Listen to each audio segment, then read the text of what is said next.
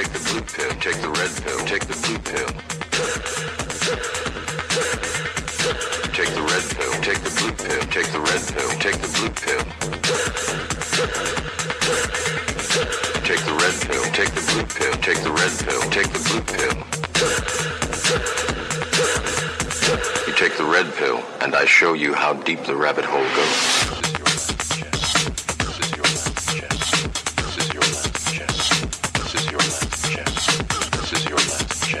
This is your last chance.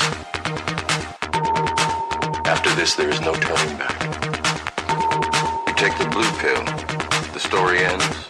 You wake up in your bed and believe whatever you want to believe. You take the red pill, take the red pill, take the red pill, take the red pill, take the red pill, take the red pill, take the red pill, take the red. You stay in Wonderland. You stay in Wonderland, and I show you how deep the rabbit hole goes. You're listening to the Red Pill Reality Show with your host, Miss Scala, every Saturday night from 9 p.m. to midnight.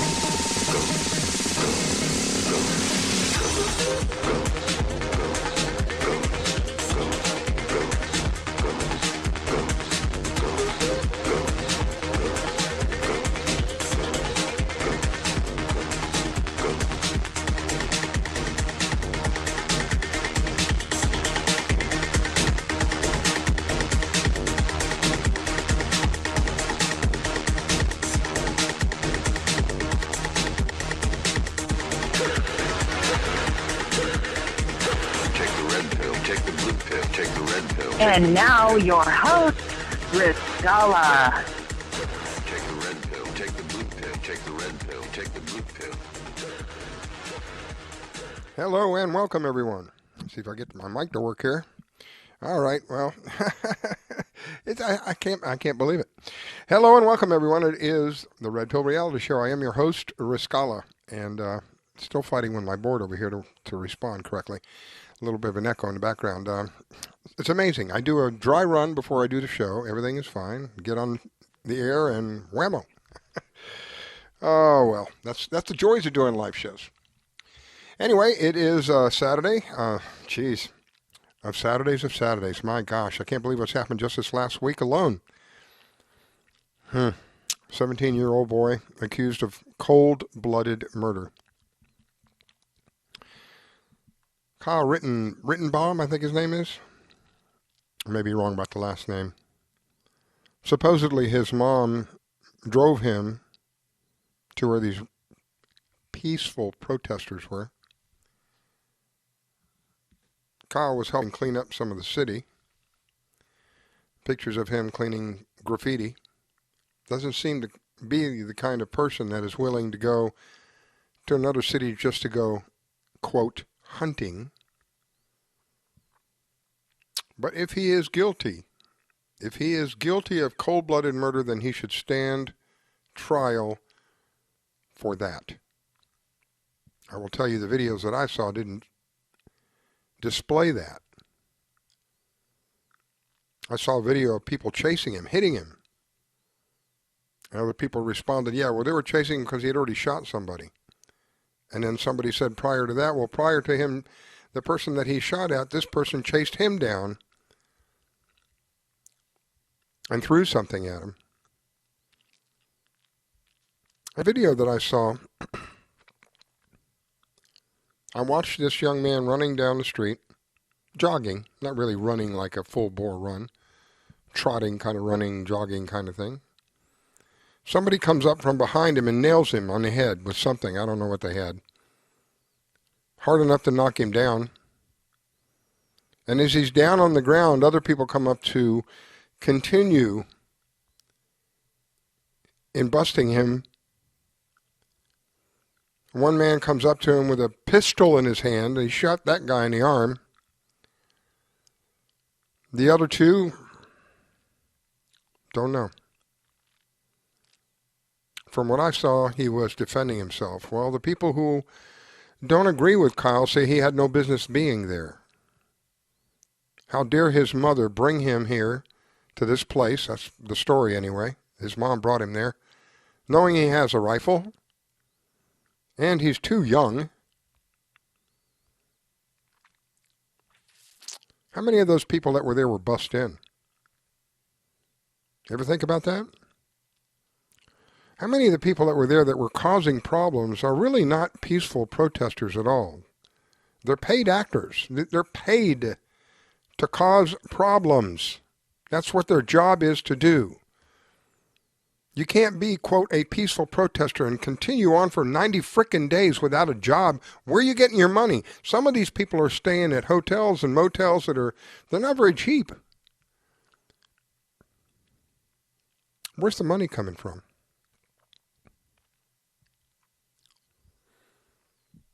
But yet we're supposed to believe that this 17-year-old young man decided that he was going to go hunting, human hunting, and use these peaceful protesters as his prey. You know, for me, just my personal opinion, in the video that I saw, here he is jogging down the street, apparently away from a crowd of people, has a long gun in his hand. You can clearly see he's got a rifle in his hand. The video that I saw depicted him from behind. They didn't see, it wasn't shot from the front. It was shot from the rear. And as he's jogging along, somebody comes up from behind him and nails him. My common sense would tell me, if I had just witnessed this guy shoot somebody, why in God's name would I want to run up to him and nail him in the back of the head? I have nothing to pretend to defend myself with. That just doesn't make sense to me. We'll soon find out. He's got one of the top attorneys that is going to represent him. I think he's being railroaded. I don't think that we're being told the entire story. Some people say he had no business being there.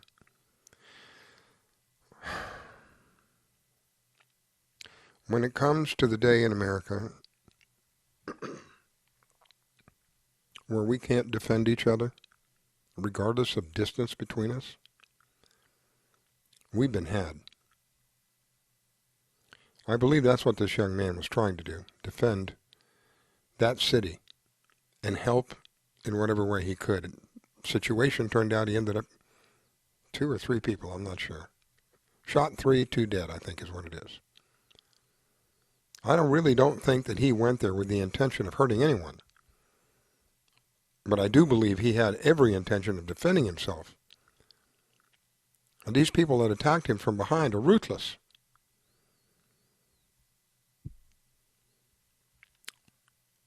Plenty of videos out there to take a look at, different angles, different views, at least 3. They all seem to depict the same thing.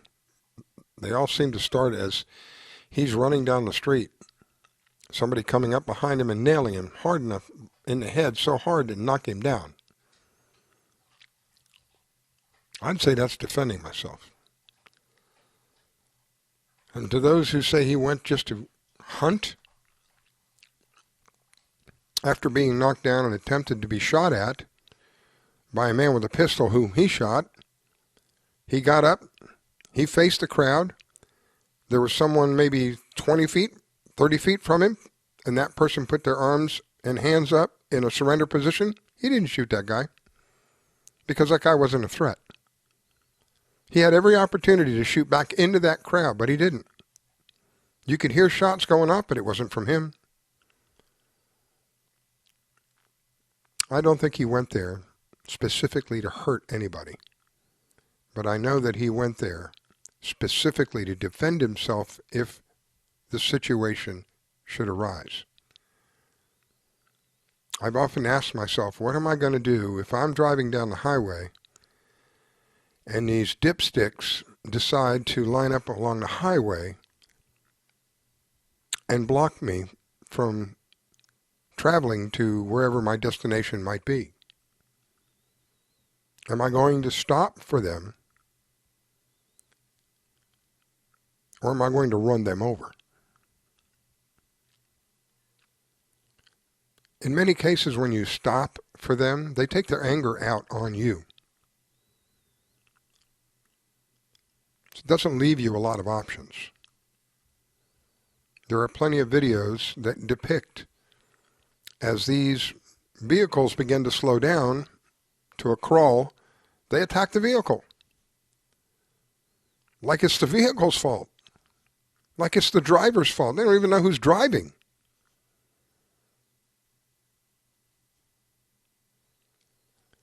I think there's a lot of people out there that feel the same way I do. I would give these people an opportunity to get out of the way, but I would also warn them, if you don't get out of the way, I am not going to stand still for you. I'm not going to give you the option to harm me. You're in an area where you don't belong to begin with.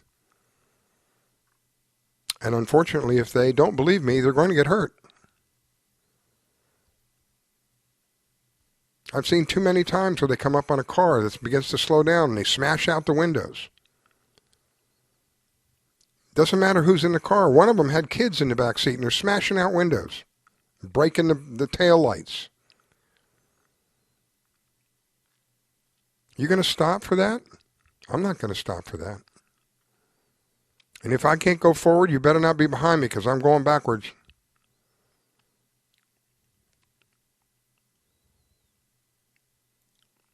I've had it. I've just had it. And I think there's a lot of people who feel like I feel. They've had it. I'm just fed up with this crap. I'm fed up with people who are supposed to be taking care of our cities, sitting back and watching the cities burn down and then crying, boo-hoo-hoo is me, we need money from the government. Who do you think pays for that money? I'm sick and tired of a government that oversteps its boundaries, completely out of their authority to tell one business they cannot be open, another business that they can. Completely out of their authority to tell you that you cannot go to the beach, you cannot go to the church, you cannot go to the park. That's a bunch of crap. All for the greater good. What greater good is there? What good has become of any of this? When all of this started, we were told it was going to be a couple of weeks. 5 freaking months later, we're still dealing with this nonsense. People walking around with masks like they're people dropping like flies. The virus is deadly. But it's not made out. It's not, let me back up a minute. It's not what the media has made out. People are dying from this virus. Absolutely. I think we're up to about 300 and something thousand people now. Did you know last 2 years ago, 2018, I think it was 2018, I'm pretty sure it was 2018, we had a virus hit in 2018. 1.5 million people died. Do you know that? Why don't you know that? Do you know why you don't know that? Because the media didn't tell you about it. That's why. I'm willing to bet that the majority of the people out there that are freaking out right now would not even know a pandemic was occurring if it wasn't blasted all over the television 24/7.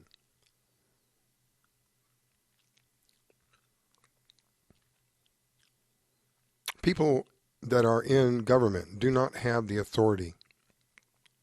And you should not allow them the authority to regulate your breathing, for God's sake. What else are they going to regulate? When you get to go to the bathroom? Oh, Riscala, you're just exaggerating. Am I? Am I really? What else are they going to regulate? They're already talking about forcefully, if they have to, vaccinate people. You think that won't come to be? Mandated vaccines? They mandated masks. Why not? All of you are following right along, just like little sheep. No, we have to wear the mask. It's for the greater of the good. I'm going to be a selfless person, and I'm going to wear a mask because I don't want to get anybody else sick. You dumb idiot. How are you going to get anybody else sick if you're not sick, you dim bulb? I'm sick of it. I've had it. The amount of feces that they're throwing at you day in and day out is just disgusting.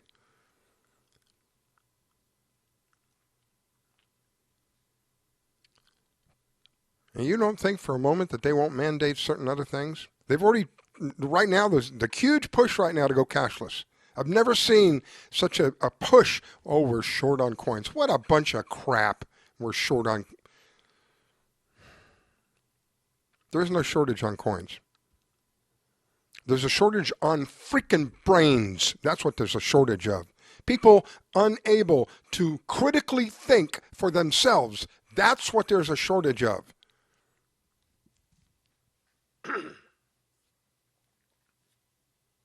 These people are far beyond what they're supposed to be doing. And everybody's just lining up right in line and doing whatever they want them to do.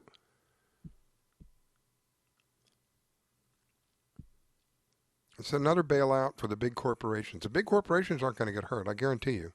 They'll make money. They'll make big money. Last week I reported to you how some of these big names made all kinds of money, serious money, tens of billions of dollars, tens of billions, in some cases $60 billion in the last 5 or 6 months. $60 billion! I don't give a damn how much money somebody makes. I really don't. It doesn't bother me in the least bit. It bothers me when they make money off the suffering of other people. It bothers me when they have so much money that they think that their poop no longer smells and they have control over other people. Sadly, that is the truth of our lives today. These multi-billionaires think that their poop doesn't smell and they're extra special people and they have a right to power over us. That's where I draw the line. That's where you piss me off. That's where I say people like that got to go. Got no place in this country for people who pull that kind of nonsense.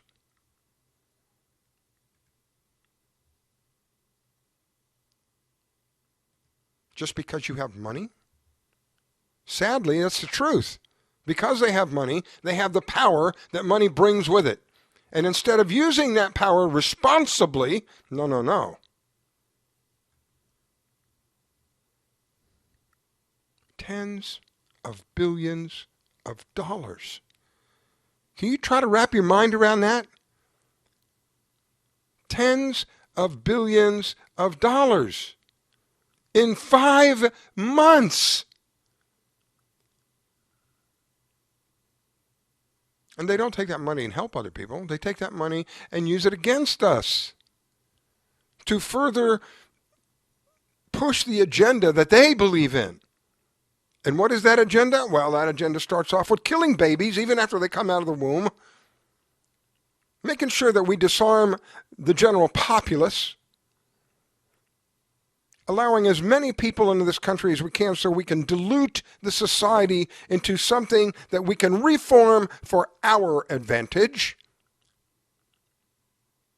Bringing in cryptocurrency so that every penny that you spend is tracked.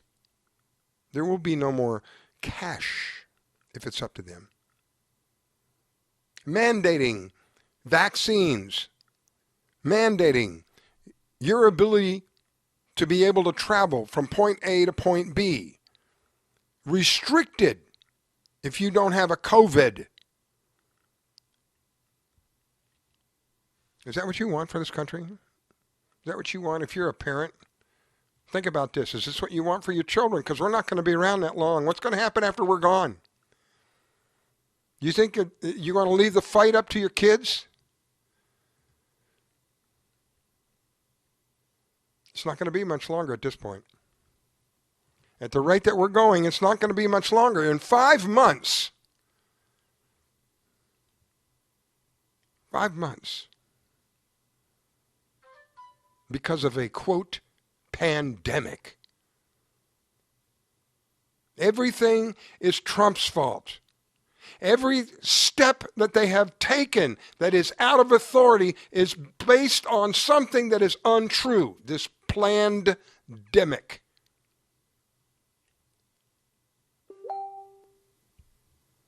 And yet, the people refuse to open their eyes and see what is happening. Absolutely before their eyes, in their face, and yet they refuse to see what is happening. Now, I understand that a part of that is the conditioning that people have been subjected to for so many years. I understand that. I was one of those people. I came out of that. Why can't other people come out of that? It is beyond me when the information is there in front of you. The information lies before your eyes.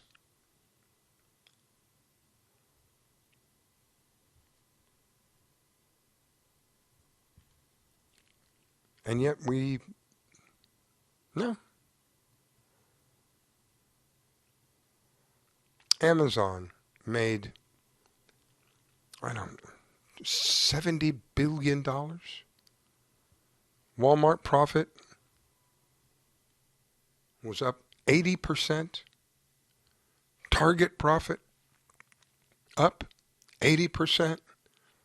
Lowe's profit up about 75%. Microsoft, Facebook, Apple, Google, all their stocks were at record high. Meanwhile, small businesses, almost a third of them are being closed down. Those that are remaining, their revenue is down at least 20 to 30%. I don't think it takes a rocket scientist to see what's happening. Mom and pop stores and businesses are going down.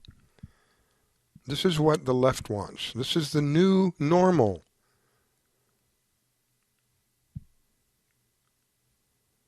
While the big corporations are being literally lifted up. It happened in 2008.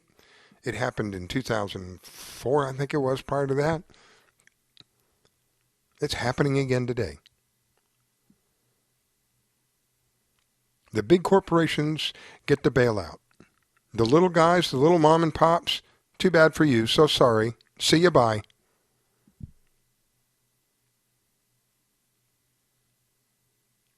It is like salt into a wound.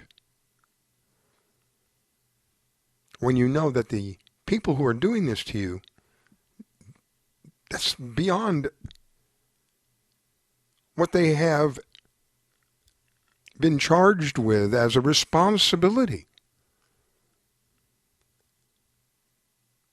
They don't have the authority to do what they're doing.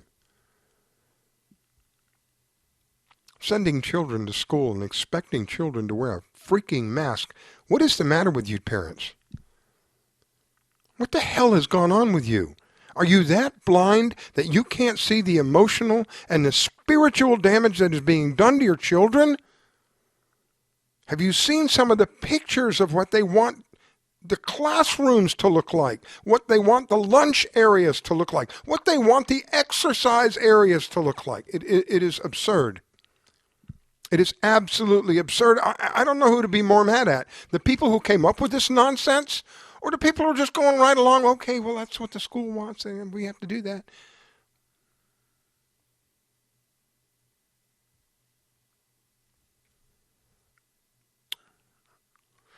Like I said, I've had it. I've reached the end of my patience with all of this. Whatever comes, we deserve. I've done the best that I can to tell people the best of my ability, give them accurate information, and let them know what's going on. Seemingly, the majority of the people have their ears closed. They just don't want to hear it. They just don't want to hear it. They think that I'm a conspiracy theorist. They think that I'm full of feces, and a wide variety of other things. And it doesn't matter whether the proof is there or not. It doesn't matter. They don't want to hear it. Cognitive dissonance, I don't know. I don't know. I just know that my life in the last 5 months has gone from a relatively normal life to absolutely unacceptable. I go places and they think that I'm the problem because I refuse to wear a mask for many reasons. I have a medical problem for one, but besides that, even if I didn't have the medical problem, I still wouldn't wear the damn mask. I don't see people dropping dead all around me. I see South Dakota, I see North Dakota, I think it was Iowa, a couple of others, 8 states that didn't go along with this farce, this hoax, this Toro poo-poo. I don't see major breakouts. I don't see people dropping like flies. I look at Sweden. Sweden didn't go through all of this. They suggested that people socially distance, and if they felt safe, they could wear a mask. But nothing was forced upon anybody. I don't see people dropping like flies. I don't see a major outburst of virus. I don't know what else to tell people. I really don't. I don't know how to get people to understand. Maybe it's me. Maybe I'm the one who's crazy for thinking all of these things, thinking that there are people out there who kill children and torture children and drink their blood. Maybe it's me. Maybe I'm the one who's crazy. Is it possible that there could be human beings on this planet that get pleasure out of kidnapping children, torturing them, killing them, eating them, drinking their blood? Is that possible? Or is that just a bunch of crap? Is it possible that there's a small group of people out there who are so hell-bent on having their way with this entire planet that they have taken the time and the material and the wherewithal to engrave their plans in stone, in I don't know how many languages, and left it there for everybody to see and people laugh at it? I don't know, is that possible? Is it possible that there could be such a thing as a Luciferian cult? Is it possible? Is it possible that there could be something known as a satanic ritual where people are murdered? Is it possible that there really is human hunting safaris? Is that really true?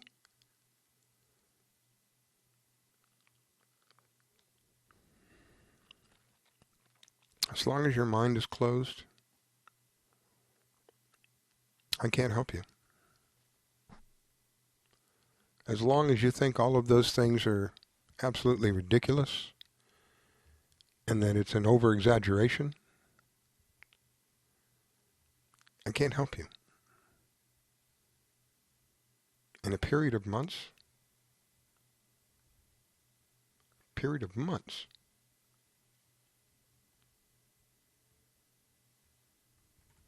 it's not about the masks. In 4 months, the United States transformed into an obedient socialist country. Government dictated what events were acceptable and what events were not to attend.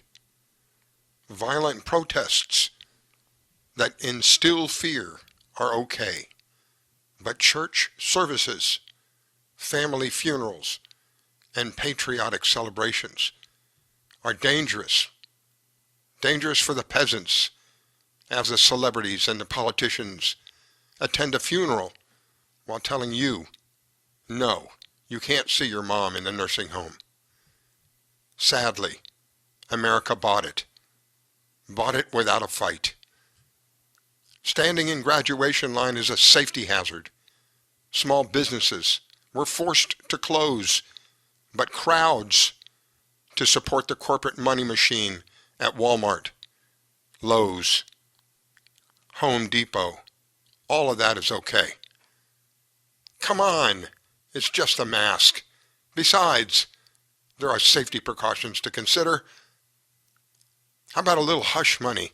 Here's $2,400 that we stole out of your paycheck in the first place. Enjoy it. Buy something with it. Preferably, you'll buy something from a big corporation that will give us big donations at election time. Cash is dirty. We don't give change. There's a coin shortage. Use your card. In 4 months, they have convinced you to use a traceable card for everything. In less than 4 months, government closed public schools, then restructured education under the guise of public safety. In less than 4 months, our government demonstrated how easily people assimilate to guidelines. Guidelines that have no scientific premise whatsoever when you are fearful. In less than 4 months, our government successfully instilled fear in the majority of the population in America that allows them to control every aspect of your life, including what you eat, where you go, who you see, right down to your toilet paper. And the most dangerous and the most terrifying part of all of this, people are not afraid of the government who has removed their freedom. They're afraid of their neighbors. They're afraid of their family. They're afraid of their friends. And then they hate those who won't comply. It is absolutely terrifying to me. So many people don't question authority. They're willing to surrender their critical thinking skills and independence. They just give up without thinking, without a fight. Do you know what's coming next? It's just a vaccine. Come on. It's for the greater good. Yeah, well, you just wait. Wait until you're told that you're not able to enter a store. You're not able to enter a business. You're not able to go anywhere without proof of a COVID certificate of vaccination ID. If you don't have a COVID, if you don't have a way of proving that you have been vaccinated, you won't even be able to get on a plane. You think I'm exaggerating? It's already started with the masks. How many places do you go where they demand that you wear a mask? To everyone that doesn't believe this is possible, I hope you can understand that the government has successfully dictated to people when they are allowed to be outside, where they are allowed to go, and how their children will be educated. All of this in less than 4 months. And the majority of the population follows blindly. Why? Because we were told to do so. Let me tell you something. You're kidding yourself if you think this behavior won't be repeated with the next whatever it is. More than likely will come up to be the vaccine. I know, I've heard it. I don't follow politics. Who cares about that stuff? I don't like to think about it. Let me remind you that 6 million Jews were exterminated in Germany because 97% of the population cowered to populist control. Yeah, I guess they didn't want to think about it either. It's just easier to ignore it. Oh, but that can't happen here, right? Look around you. Look around you. Take a good look around you. They got you without a thought, without a fight. Just like in France, just like in Russia, just like in China. You are being played. It's time to stop the game. Do you enjoy WCET Radio? Are you addicted to the wide variety of topics and personalities? Do you know we depend on you to survive? Well, we do, and that's why I'm asking you all to dig deep into your pockets and spare a little change, so we can bring you change, whether it's natural cures or news blurbs, archaeologists or psychologists, scientists or evangelists, even UFOs and the flipping of our poles. We have it all right here on WCET Radio. So come on over to our website and contribute today, because without you, there is no us. WCET Radio. We cover everything. Late Nighters and WCET radio listeners around the world, listen up. The shop is here, and you can order WCET Radio and your favorite shows swag right now and show your friends and your neighbors you're awake by wearing one of our many shirts, including our Stop the Censorship shirt. That one is a hot seller. So get yours while supplies last. We have coffee mugs, clocks so you never miss your favorite shows, books, mouse pads, and more coming soon. Just go to WCETradio.com and click the shop link. That's WCETradio.com and get to shopping. WCET-FM has the app. So now you can take WCET Radio everywhere you go. Just go to the Google Play Store and search WCET-FM. That's WCET space FM and install it. Then it's ready to go. Oh, and did I mention it's free? Well, it is. WCET-FM. We got the app. Hey, late-nighters, keep up with all things WCET Radio by joining our mailing list. Just go to the bottom of the homepage and fill in the Stay Informed form. Then click the Get Latest News button. You will get everything from guest info and show info and other important station-related information. So sign up now and get a special promo offer just for email subscribers. WCET Radio, station ID. I guess a duality to them. Absolutely. Yeah. Listen, if I were to ask everybody here and even in the chat room, whoever's listening, what color dress did Monica Lewinsky have when she brought down Bill Clinton? What color was it? Blue. That's right. Now think of that word. And what did she do? That's my case. I mean, they do this for us to see who's going to figure this out.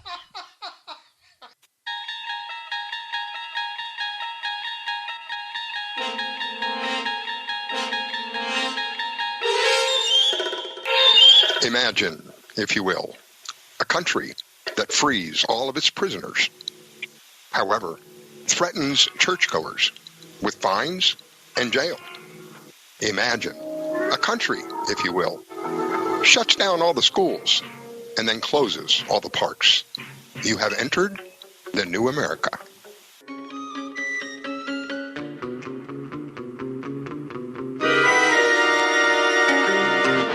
Rabbit hole goes. This is your last chance. This is your last chance. This is your last chance.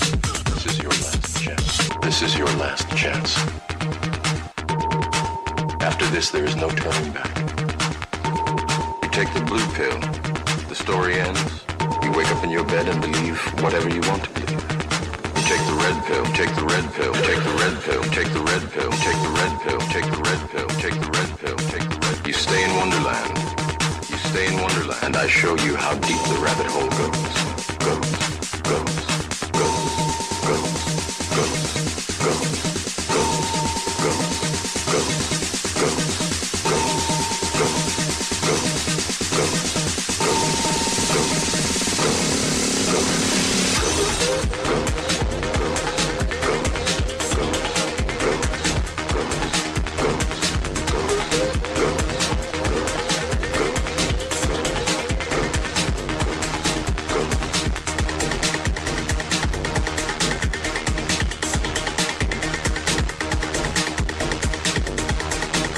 Now, from sunny South Florida, it's the Red Pill Reality Show with your host, Riscala. Every Saturday night from 9 p.m. to midnight. And now, your host, Riscala. Take the red pill, take the blue pill, take the red pill, take the blue pill. All right, it is the Red Pill Reality Show. A big thank you to all of you out there who help us in doing what we do and continuing on. We are greatly appreciative of all of the subscribers that we have to the radio station as we continue to grow and we make some changes. We are on a path of looks like it's going to be some pretty big growth here coming up. Some new things that I can't really get into yet because it's still in the planning stages, but some neat things for those of you, a way of giving back to those of you who have helped us stay doing what we're doing. Anyway, we'll have more on that as time progresses. It is in the plans, and it is it's going to be a big surprise for some of these people who have they've stuck with us through thick and thin. We are ever so grateful for them, and as a way of showing and proving now, talk is cheap. You put your money where your mouth is. Well, we've been able to raise some funds, and through that, the funds that we raise we're going to take that and we're going to use that in different ways to help give back to the people who do keep us here. And if you want to be one of those people, you go over to WCETradio.com, www.wcetradio.com. I think that is working now. Actually, I haven't checked that. If not, it's WCETFM.com. Either one of those, you'll see there's a contribute button there. You click on the contribute button, and that'll take you over to where you can subscribe or you can donate. Either or, we would appreciate either or. It helps us to continue doing what we're doing. And like I said, we're getting ready to give back. This is very exciting for me. We're going to be able to have some really, really exciting news for the subscribers and those who have been loyal listeners to the station and helped us in a variety of ways. We have people throughout the years who have volunteered their services, and it's been a group effort, if you will, and greatly appreciated for that. So our home network is WCETradio.com. Excuse me. You can find a player there, or you can go to our Facebook page, the Red Pill Reality Show on Facebook, and if you click on the Contact Us, you will get a link to our live server, or you can download our app. The app is free. I've been told that there's a bug in the app, and the bug is if your phone goes to sleep, the app goes to sleep with your phone. Oh my gosh. It's not really a bug in the app per se. It's when the developer built it, because I wanted it so simple. I guess they didn't take into mind that if somebody listens to it for say 2 or 3 minutes, after that duration of time, the phone typically goes to sleep, and the app is not telling the phone that it's active, so it just goes to sleep. So we're going to work that out. I think we got about another week or so. We're going to take care of that so that you can just listen and you don't have to worry about the phone going to sleep. That is one of the easier ways to listen to the show right now. All right, so let me get back to where some of these things that I was talking about. In a very brief period of time, we have been taken from a degree of normalcy to, in my opinion, an unacceptable life. There is so much fear that is being perpetrated. People are in such fear, it's truly disturbing. I shared with you how I walked up to an elderly man one day. He's probably in his 80s, could barely walk, had about maybe 10 items in his cart. He was outside the store, had a mask on, he was just crawling along like a turtle. And I didn't think anything about it. I just, I said, I was going to say, sir, can I help you? As soon as I finished the sir, this man turned around. I was still at least 10 or 15 feet from him. He turned around and screamed at me in a voice of fear. Get back. I mean, just absolutely terrified. And I just apologized and I walked on. I felt so bad for this guy. How many other people are out there that are walking around in fear like this? Then we have doctors that come out, doctors that are working with patients who have this dreaded virus. By the way, it has over 99% recovery rate without medical intervention. Let me say that again because I don't think people really understand. This virus has a 99+% recovery rate without medical intervention. For that, we have shut the entire planet down. Does that make any sense to anybody? Not only have we shut the planet down, but we have told certain businesses they can be open while other businesses cannot. Then there's no logic, there is no rhyme, there is no reason between any of it. You got strip clubs, they're necessary, they can be open. You go to the gym? No, you can't go to the gym. We had a guy here in Florida who was arrested twice now, 2 times, because he feels that it's not the place of government to tell him how to run his business, which I 100% agree with. But he tried to be nice. So I said, okay, well, we'll go exercise out in the parking lot. Well, 6 feet apart. No, they didn't They didn't like that. How dare you go against us gods? Arrested the man twice. There are places in the United States today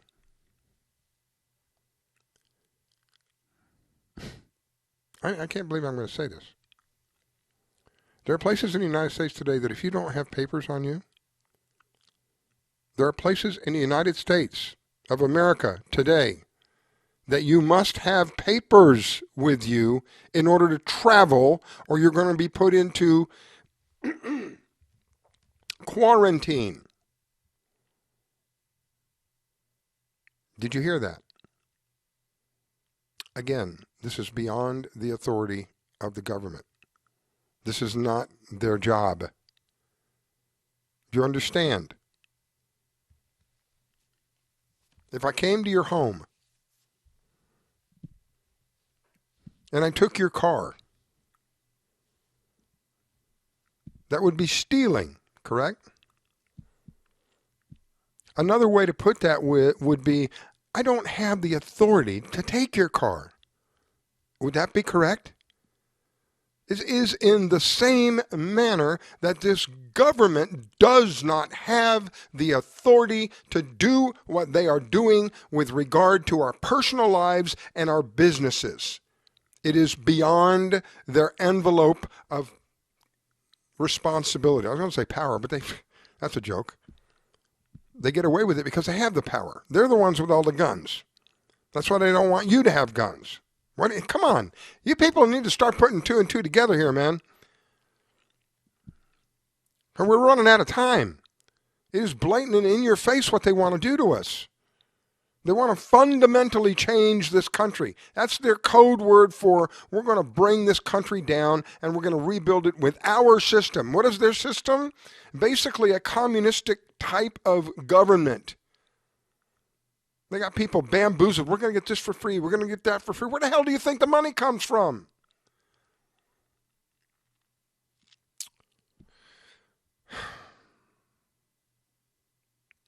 Then they say they want to defund the police. Now they're saying, "Oh no, we don't want to defund the police. That's not what we meant. We want to get rid of the bad guys." Now that it's come back to bite them in the proverbial behind, they're backing up and changing the story. That doesn't mean spit to me because they're like water. They just go whichever way they're pushed. But God help us if they get into power. It'll be hell to pay. And even they have admitted that. It would be hell to pay. Think about this for a minute. Joe Biden has been in politics for almost 50 years. Almost 50 frickin' years this man has been there. Who's another problem? Another major problem. Nancy Pelosi. Over 30 years this woman has been there. What's another problem maker? Chucky baby. Like the Chucky doll. He's been there almost 40 years.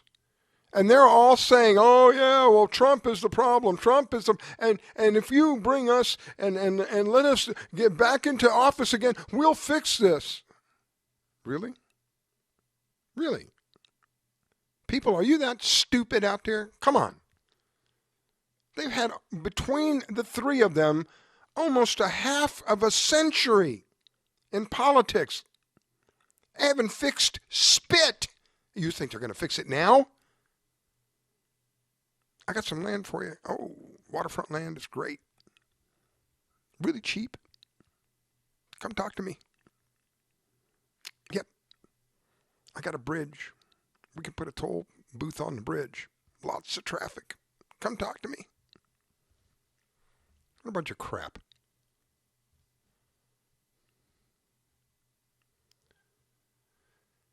This is what we have to put up with. This is the reality that we deal with. People who are literally lying to your face and convincing people that they're not.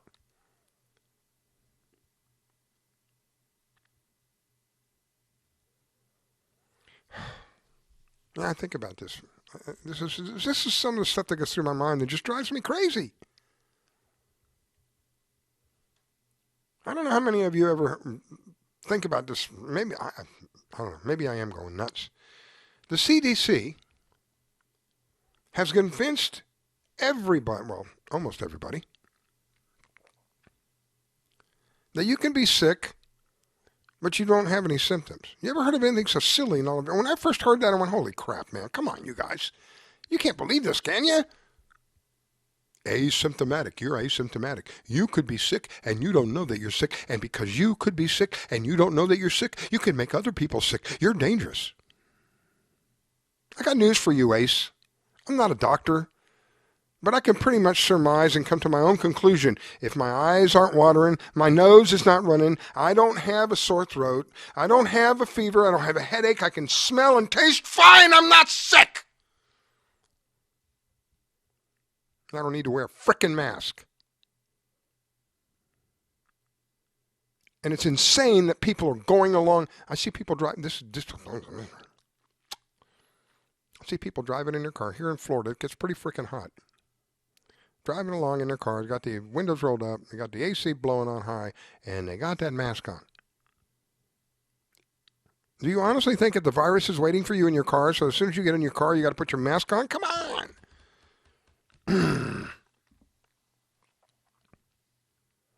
I told you, I'm at the end of my patience with all. This is just. Sometimes I wish I was fat, dumb, and stupid like I used to be. Somebody who they refer to as a sleep. Maybe it's better for them. Maybe they live longer. They don't go through this insanity. They don't deal with this insanity. They just, that's just what they want. Let's just do what they want. We do what they want. If I've not done anything wrong, then I've got nothing to hide. They can come look at my house. They can look at my phone log. They can whatever. It doesn't matter. I'm not going to hide anything. That's what I deal with day in and day out.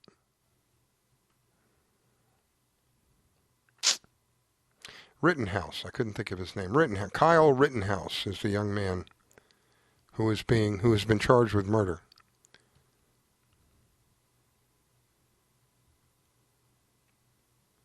And the people, you wonder what's been happening while people like you and I are working and helping provide for our families and seeing to it that they have a place to live, a roof over their heads, clothes on their back, food on the table.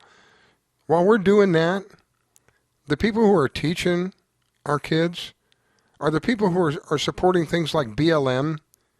They're supporting things like, I just read an article where the teachers union pledged to support the defund police movement.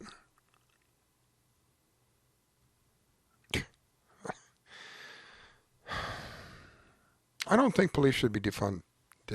Excuse me. Hiccup and talk doesn't work. I don't think police should be defunded. I think they need a little better training. You think about this for a minute. If you're going to be an EMT, if you're going to be somebody who's going to be working on people and possibly saving someone's life, how much training does that require? If you're going to be a cop and you're going to be in a position where you very possibly could take somebody's life, how much training does it take? I'll tell you, one takes 6 months and the other takes years. You guess which one is what, and you see the results.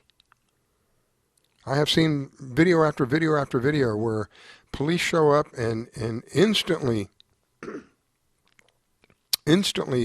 respond to something instead of thinking it out. There was a young child, I can't remember his name, he was in a playground, I think he had a BB gun. And somebody called the police and said, there's a young child in the playground, and I'm pretty sure he's got a BB gun.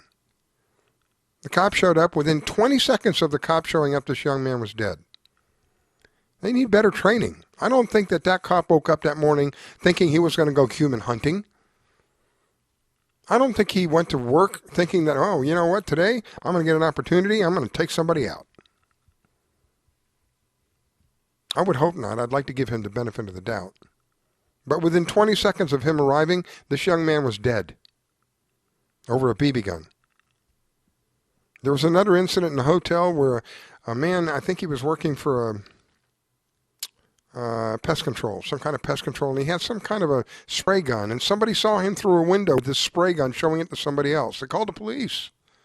The police shows up and have this man literally crawling on his belly, warning him, if you make any wrong move, I am going to shoot you. As he's crawling on his belly, guess what happens to his pants? Now, mind you, the man's been drinking, so he's not in full mental capacity. He reaches down to fix his pants. Guess what? He gets shot. Not once, not twice, not 3 times. And, of course, there is this shooting, this latest one, where the man is shot in the back. They want you to believe that this another martyr, like George Floyd. Oh, George Floyd, he was such a good man. Oh, how horrible. Look, the way that, if he died, because I even question whether he's dead or not, but if he died, that's a horrible way to go. Whoever that who was that did that to him deserves to be brought up on murder charges. End sentence, period. We're done. So we have another one now. We have, I lost his name. It blows my mind. Can't think of his name. And shot in the back. Do you think that those cops shot this guy in the back because they just wanted to shoot him? Well, he's a black guy, I'm going to shoot him. I'm a white boy, I'm going to shoot this black guy right here. Boom, boom, boom, boom, boom. Again, it goes back to training. Police have been militarized. Not only have they been militarized physically, you see how they are dressed. Many of them are dressed identically to what a soldier wears. But they've also been militarized mentally, and they think and proceed as though the populace could be their enemy.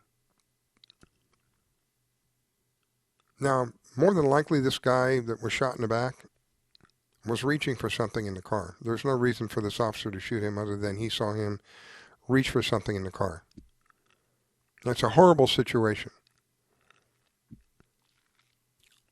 But to think that the cops just willingly just murdered this man for no reason at all, had no consideration whatsoever, I want to give the cops the benefit of the doubt. I hope not. I certainly hope not. If they did, then they should go up on him, just like I said about this young man, Kyle. If he truly did murder people in cold blood, then he deserves the justice. Same thing with these cops. But I don't think that's the story in either one of them.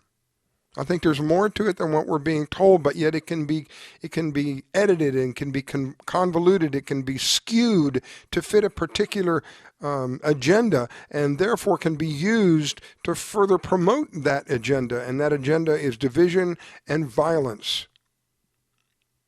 Order through chaos. Remember that? Some people say it's order from chaos. Either way, it means the same thing. Bring about chaos, and we can have our order. And that's what you're seeing in certain places today. And the majority of those places, unfortunately, happen to be Democratic.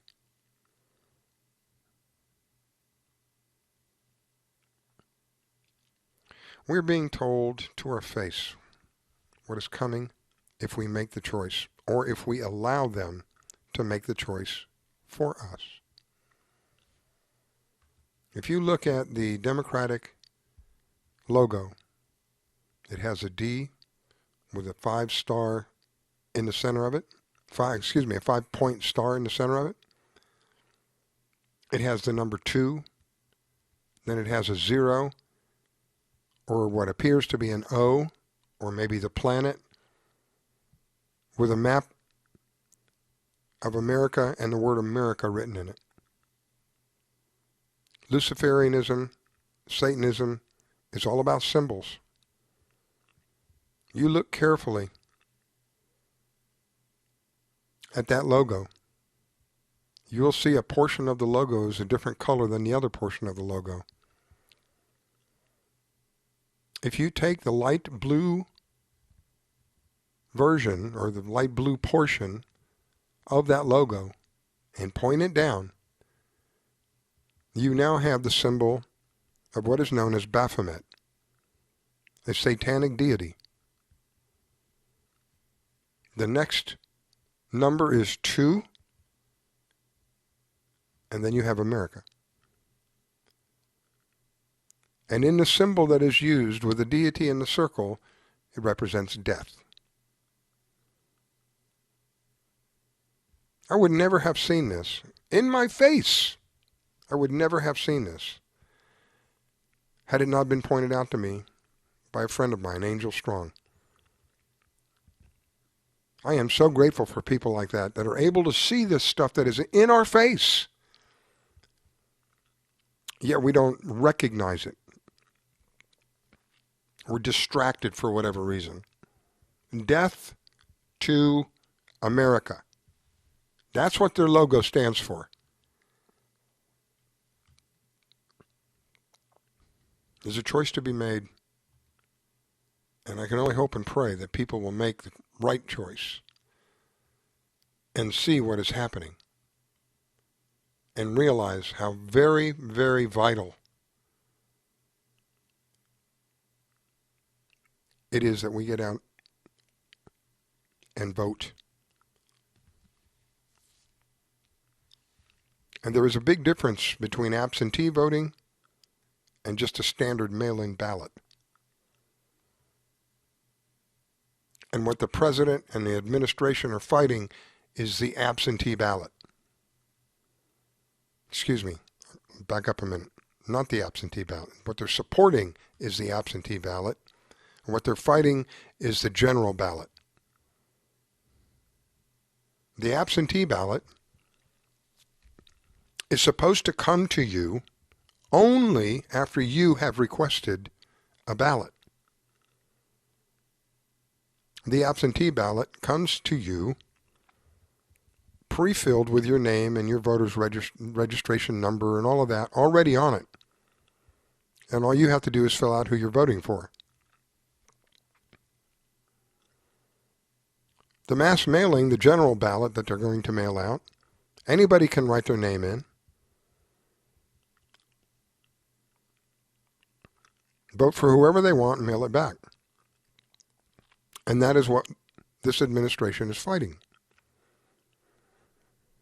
They're not fighting for mail-in ballots per se. They're fighting against the massive mail-ins that some of the states are doing.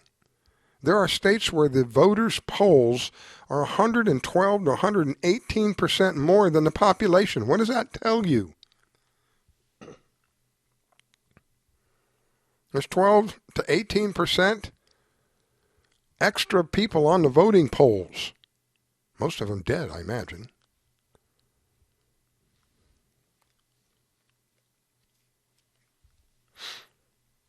If you want to vote by mail, absentee is the way to go. Do not allow these people to have others think that these general mailings, in some of these states, they have taken everybody on the poll, on the poll list, and mailed out a ballot to them without them requesting it. That's not how it's supposed to work. And the other side is crying that this administration is shutting down the post office and blah, blah, blah, blah, blah, blah, blah, blah, blah, blah. I can tell you that this country, regardless of what happens, whether President Trump is reelected or whether he's not, there's going to be major problems in this country. Because there is one side that refuses to discuss anything. It's either their way or no way. I had to deal with that in my life. It was pretty tough. It had to be their way or no way. No compromise, no discussion. No, this is what we're doing. Well, wait a minute. Don't I have any say? No, this is what we're doing. It's pretty tough, I'll tell you. It's either their way or no way, and this is what we have on one side of the aisle today. And it's not just Democrats. Let me make myself clear here. We got a lot of Republicans who think along the same lines as the Democrats do. They just happen to wear a Republican coat, so they can get reelected by the Republicans. The ignorant ones. The ones who don't know what's going on. And there's plenty of them, because these people are constantly returned back into office again. We have to stop this cycle. This is like insanity. Well, that's what the definition of insanity is. Keep doing the same thing over and over and over. Hey, maybe someday. All right, I found an interesting little clip that I want to play for you. This is a pastor. Pastor Jack Hibbs and Charlie Kirk have a discussion about some of these current events.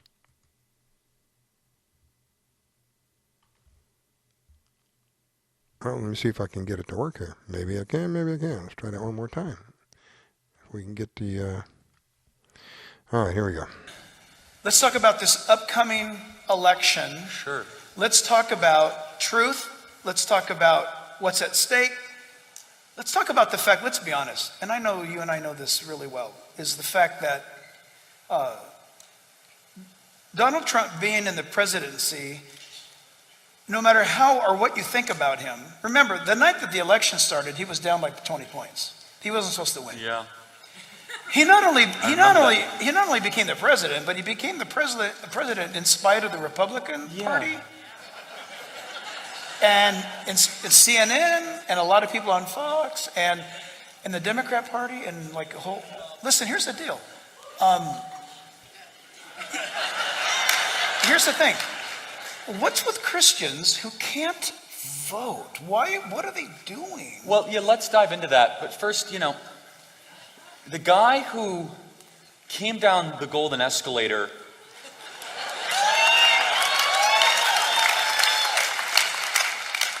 defeated 16 other Republicans, called out how both parties have betrayed the American middle class, beat the media, beat the Clintons, beat the Bushes, beat voter fraud, deep state, and big tech, gets spied on, becomes president, they launch a fake Russia Mueller probe, we end up moving the embassy, deleting the Iran deal, killing Qasem Soleimani, Baghdadi, eliminating ISIS, most pro-life president in American history. Wait, say it again.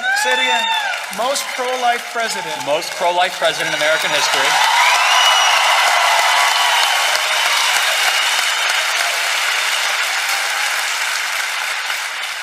You got Gorsuch, you got Kavanaugh, you got over 200 circuit court judges, more regulations cut than any other president since Abraham Lincoln, believe it or not. We had the best economy in American history. They throw a virus at us. However you believe it came here, we can dive into that, but whatever. You're going to hear more soon. And we lock down our country. Then we decide that we're an awful country. We want to burn it down to the ground, race riots. Oh, and they impeached him back in January, and we thought we were going to go to war with Iran. Did you think it was going to be easy when a disruptor became president? Did you think that all of a sudden that this was going to be a seamless entry into all of a sudden putting the power back to the people away from the kingdom of Washington, D.C.? No, this actually makes a lot of sense. Yes. This makes sense that the man that is there, he is a vessel for each and every one of you that believes that the ruling class in our country has not been serving your best interest. One other thought on that, Jack. He is, people say, well, I don't like his tone, I don't like his tweets, I don't like all that. Well, that's fine. I think that's a separate topic in some ways. Look, he's the bodyguard to civil society. He's guarding the door. It's that simple. When you hire a bodyguard to defend your family when riots are outside, do you go and tap them on the shoulder when the bullets are flying and they're coming closer? Hey, man, can I look at your tweets? And he's like, you understand the mob's like right there, right? And I'll take care of it. Just make sure I stay here and I don't leave the door because civil society's right there. Like, I got to stay right here in front of this door and I'm going to make sure I hold them back. You're like, can you fix your tone a little bit? It's like, did I not just mention the mob is literally right there that wants to burn everything down? So I kind of think it's a clumsy argument, to be honest with you, because we're not electing a human being. Get that out of your mind. The United States presidency is electing a worldview. It's electing an entire infrastructure of a philosophy of ideals, ideas, and how you want the government and the country to go. Donald Trump is merely a representation of civil society. Donald Trump is merely a placeholder for what is moral and what is good. And my goodness, I'll tell you what.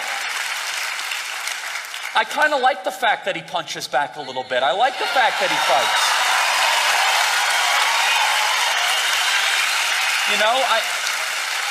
I think that what is not defended ends up decaying. That what is not put forward with truth ends up be getting robbed by what is evil and dark. And people say, well, Charlie, I just think that he's had a very checkered and troubled past. I said, well, if I could be as good as you one day, please give me the instruction manual for that.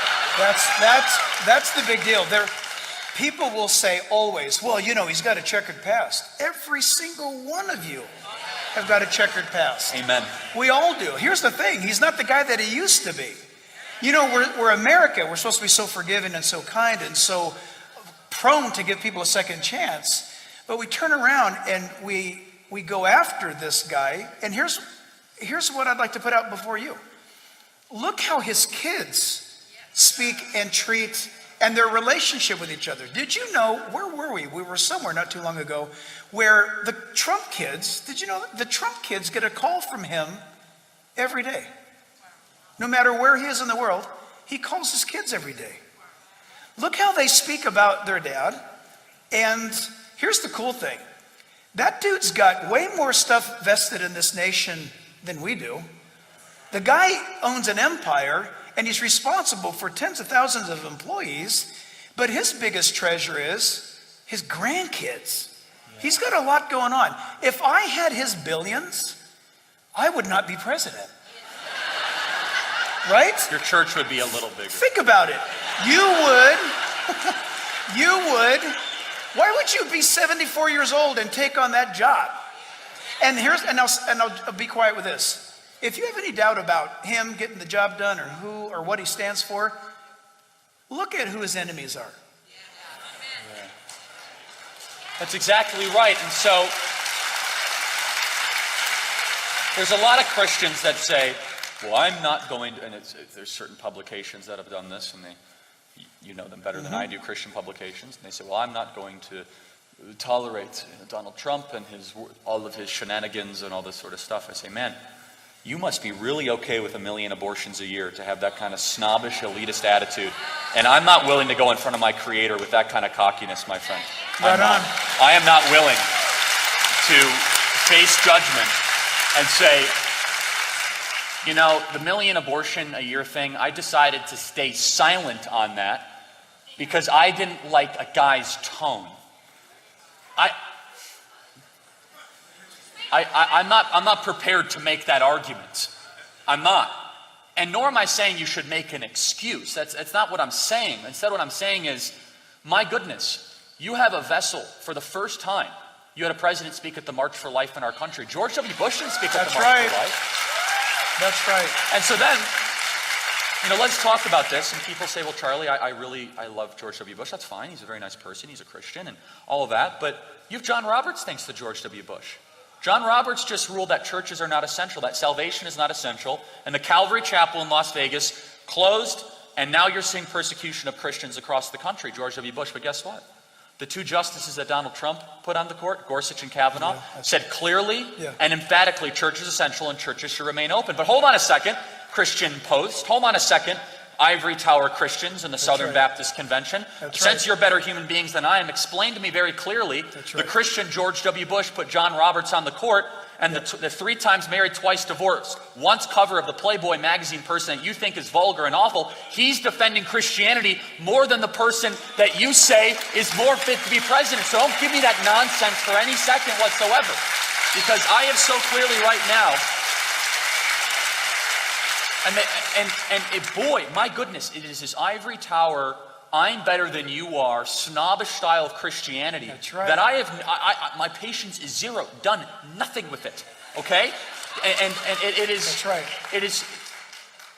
And I see I watch some of their speeches and I read some of their writings and they say, oh, they're so unacceptable in this and decline of a nation and all of that. And I say, my goodness, I cannot get to a place where I am perfectly acceptable and okay with the United States Supreme Court saying that churches are not essential. I'm going to fight for justices that fight for that. I'm going to fight for the rule of law. I'm going to fight for the unborn. I'm going to fight for someone who fights for those certain things. And the final point I'll say is this. Some Christians they have tough time squaring it. They say, well, I don't know if I'm going to vote. I'm not going to do any of that stuff. Politics, it's beneath me and all this. And I think it's a very simple decision-making matrix. I ask the question, I say, well, does God care how you act? And any reasonable Christians say, yeah, of course, yeah. Well, is voting acting? Well, yeah. So does God care how you vote? Yes, of course he does. If you're voting for people that are okay and want to increase the amount of unborn children that are terminated in the womb every single year, how is that not an extension of your moral action? How is that not an extension of your biblical worldview? How is that not an extension of the text that you're reading that says all people are made in the image of God? Of course he cares about how you vote. Of course.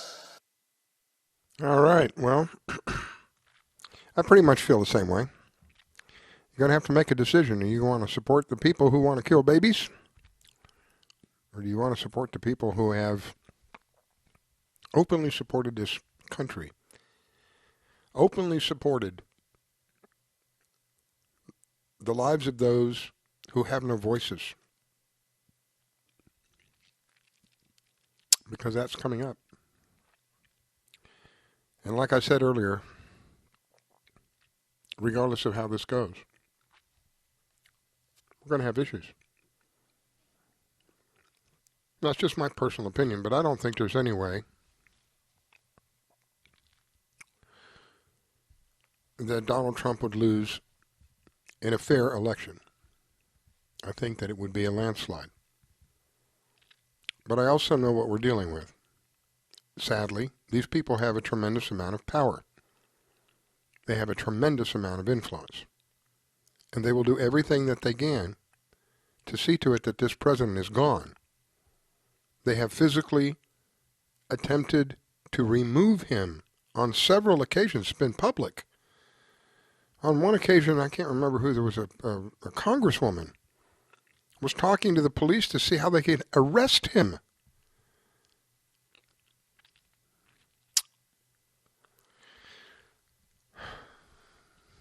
Meanwhile, the other side. Well, let me tell you what the other side wants.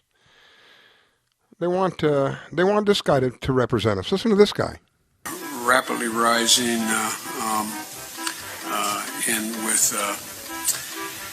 with I don't know. Why doesn't he just act like a president? That's a stupid way to say it. You know, Donald Trump was asked on. Sorry. Go ahead. No, probably best I don't know what I was going to say. Look, tomorrow's Superstar Tuesday, and I want to thank you all. I tell you what, I'm rushing ahead, aren't I? I would eliminate the capital gains tax. I would raise the capital gains tax. We choose unity over division. We choose science over fiction. We choose truth over facts. I commuted every single solitary day to Wilmington, Delaware, over 500 miles a day. 250 miles a day. All right, Chuck. Thank you very much. All right. It's Chris, but anyway. I just did Chris. No, I just did Chuck. I tell you what, man, these are back to back. Anyway, I just can't figure the guy. It's like watching a yo-yo. I shouldn't have said it that way. It's like watching. It feels that way. I want to ask you. I'm coming directly to you for ask a quick favor. And I tell you what, I'm so darn proud. And those poor people who have lost, anyway. I've been here a number of times. Last time was, I think, all the way back in 2014. But I've been here before that. I love this place. Look, what's not to like about Vermont in terms of the beauty of it? And what a neat town. If elected, you would turn 82 at the end of your first term. You'd be the oldest president in American history. Are you willing to commit American history?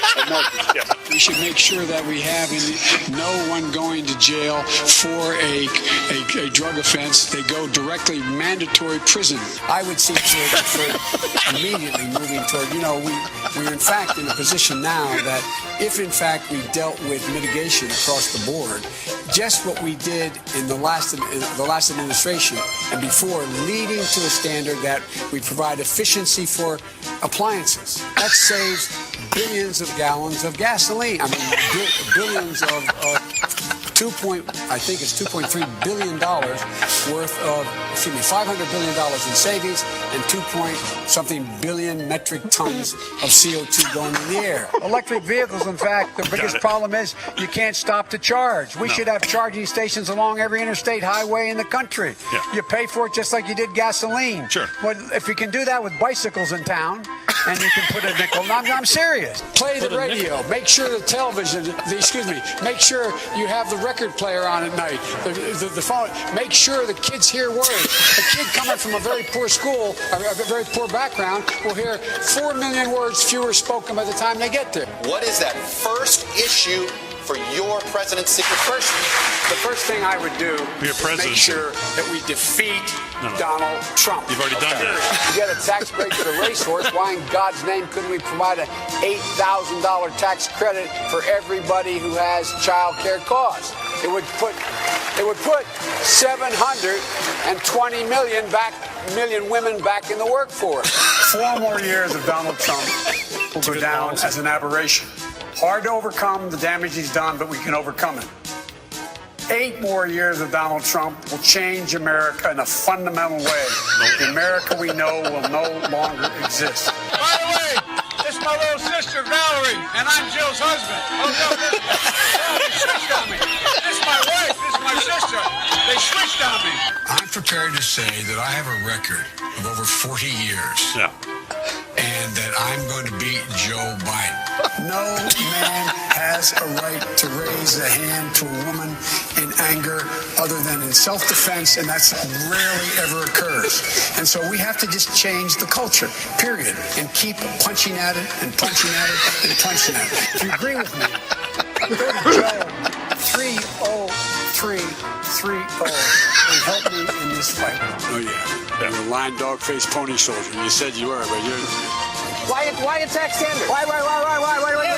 You're getting nervous, man. Calm down. It's okay. 150 million people have been killed since 2007 when Bernie voted to exempt the gun manufacturers from liability. There are probably anywhere from 10 to 15% of the people out there that are just not very good people. We hold these truths to be self-evident. All men and women created by gold. You know the thing. We have this notion that somehow if you're poor, you cannot do it. Poor kids are just as bright and just as talented as white kids. It's a long way until November. We got more questions. You got more questions, but I tell you, if you have a problem figuring out whether you're for me or Trump, then you ain't black. I'm ready on day one after more than 3 years in office. Why isn't Donald Trump ready? Mr. President, wake up. Because we cannot... This is what we have to deal with.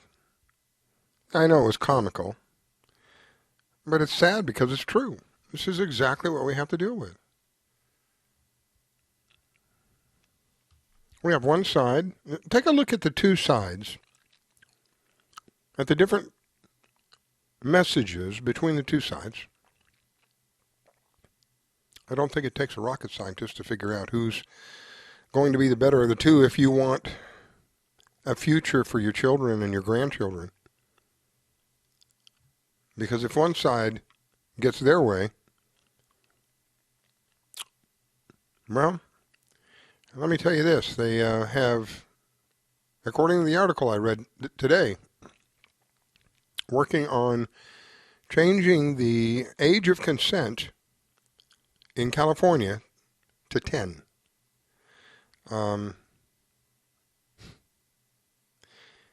Just think of your children. Take a step back and think about your children. You know, for years they've been indoctrinating our children. They haven't been educating anything. They've been indoctrinating them into a way that fits an agenda.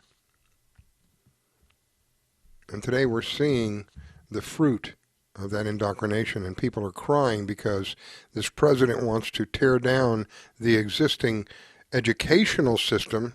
I use that term extremely broad, and revamp it. The majority of the educational system is based upon a socialistic type of mentality. The people who are screaming the loudest about who this man is and what he has done or not done are the ones who have the most at risk.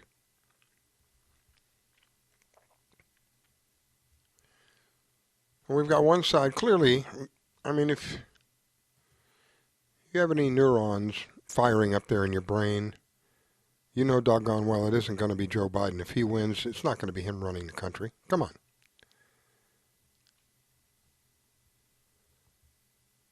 But there are some people who are asking some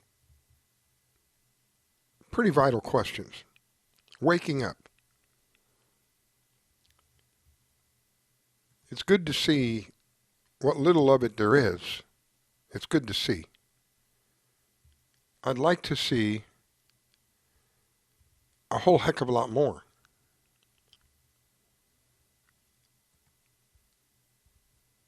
These people that are pushing these different agendas that fundamentally change our country do not care about you or me. What they want in the end run is to benefit themselves. You're just a means of getting there.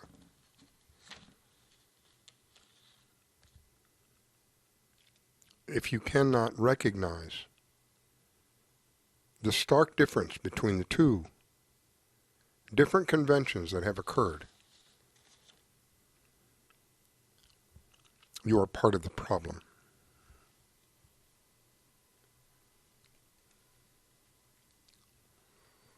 I don't really know what else I can do to get people to realize the position that we're in. Because some people think I'm exaggerating, or I'm just I can't remember the word that they, like somebody who promotes fear all the time. I can't remember the word. Anyway. It's not my play. I mean, it's not my purpose. I've said many times, if you know something that can help someone, and you don't tell that person, and that, whatever it was that you knew, that person ends up getting harmed in some way, shape, or form, then it is my belief that you play a part of the guilt of that. We're walking down the sidewalk. You're on the street side. I'm on the inside. I see a car coming. You've got headphones on. You're listening to your music. You're having a grand old time. I see this car coming, and it looks like he's coming right for you. And I'm yelling and screaming at you. You're not listening. Do I allow the car to hit you and go, well, I tried to tell him? Or do I physically grab you and pull you out of the way? Because that's what I feel would be my responsibility. If I didn't, then I would take a part of the guilt and the blame for you being hit by that car, because I could have done something. That's how it is with knowledge. Having the knowledge that might help someone else, and not revealing that knowledge, and then finding out that someone else in some way, shape, or form has been harmed. I don't want to deal with that. I don't want that guilt on my hands. There are people who feel that it is imperative that they sound the alarm bells in hopes that we can avoid a major catastrophe. I'm one of those people, because I see something very, very bad coming, very dark. I said earlier, it doesn't matter what's going to happen in this election. It's not going to be good. The outcome is not going to be good. Whether our president is reelected or whether he's chased out You think about that. If he's reelected, these people, these insane psychopaths, are going to go full bore with the violence and the riots and blame him for it. There are many trying to blame him for it now. They blame him for sending in people to stop it.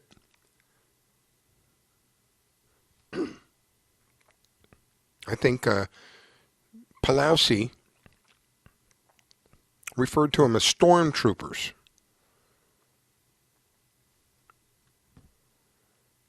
Somebody is putting up a lot of money to get this done. I think we should find out who that somebody is.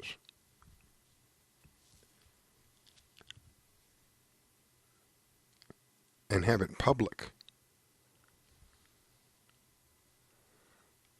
of what's going to be done to them. Because they are investing in the destruction of this country. If that's not treason, I don't know what is.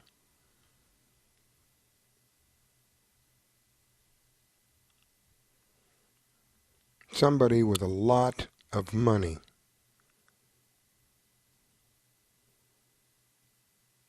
think about this for a minute. If you earned tens of billions of dollars in a span of several, 4 or 5 months,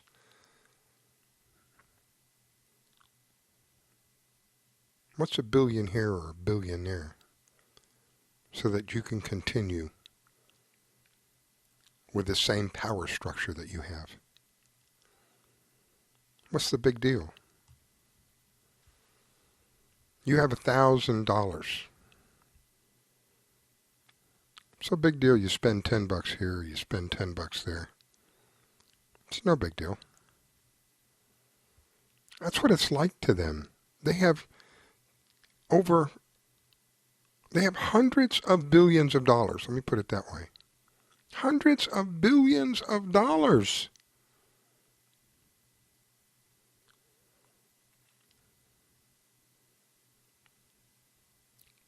And they take that money and they use it against us for selfish reasons.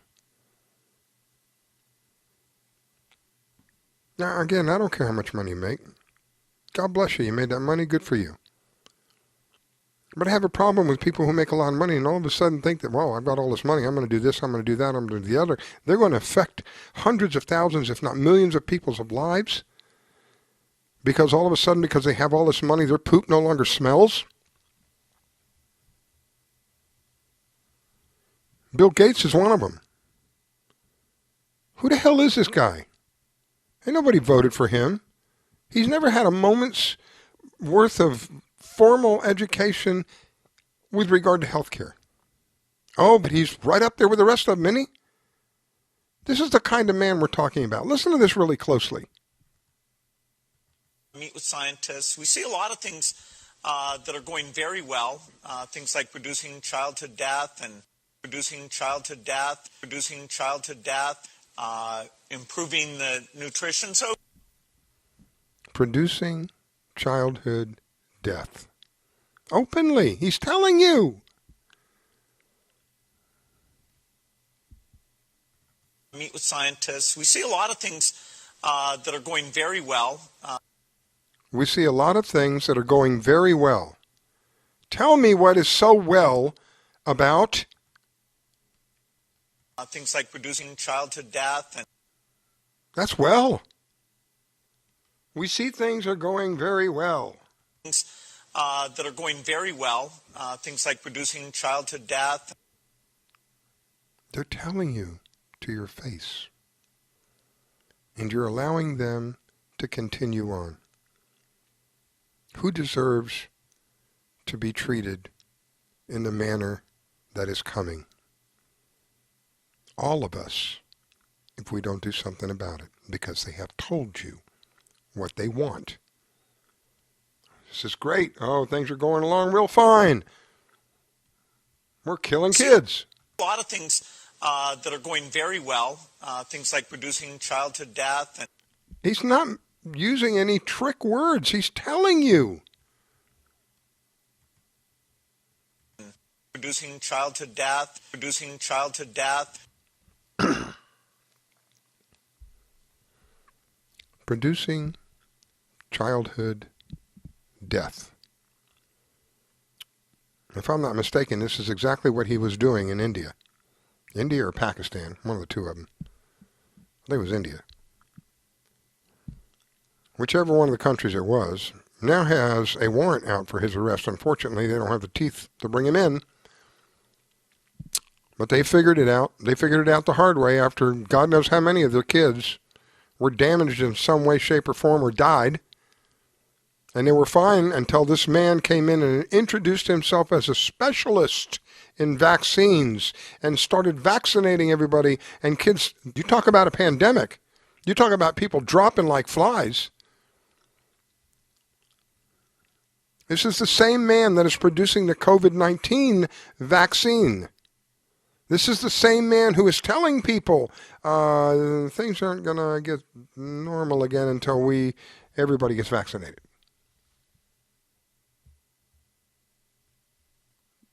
That's what he's saying.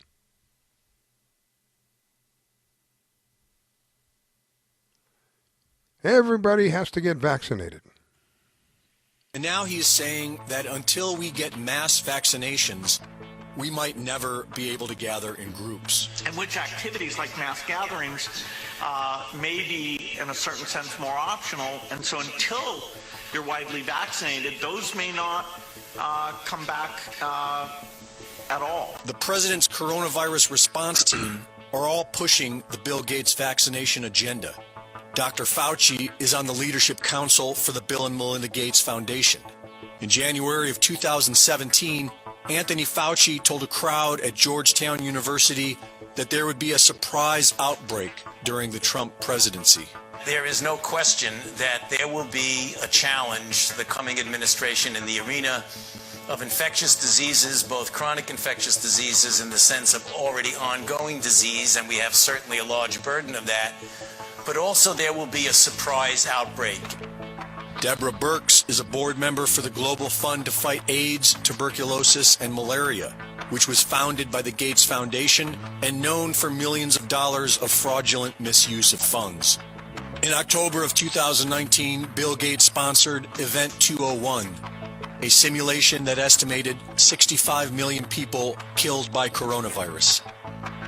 In November of 2019, the Purebright Institute, funded by Bill Gates, was granted European patent number EP3172319B1 for a coronavirus vaccine that may be used to treat humans. Today, Dr. Fauci says the virus will keep coming back, and he says the ultimate game changer will be a new vaccine. In Australia, the Prime Minister is telling people the shutdown will last months, that it's the new normal, and that the only way out of your homes is to accept the vaccine. That's what you got to look forward to. Get the wrong people in office, and this is what you have to look forward to. I read a couple of articles that said that upwards of 30% of the people getting the vaccine may die. There has never been a vaccine like this before. This is the first time ever, this kind of vaccine. It's never been tested. There have been vaccines for the flu for how long? And how long have they been telling you the vaccines for the flu don't work? Guess what this is? They call it a coronavirus. It is part of the coronavirus flu. It is part of that family. They've had years to develop a vaccine to get rid of the flu, and they haven't been able to do it. What makes you think that they're going to develop a vaccine in a matter of months to get rid of this?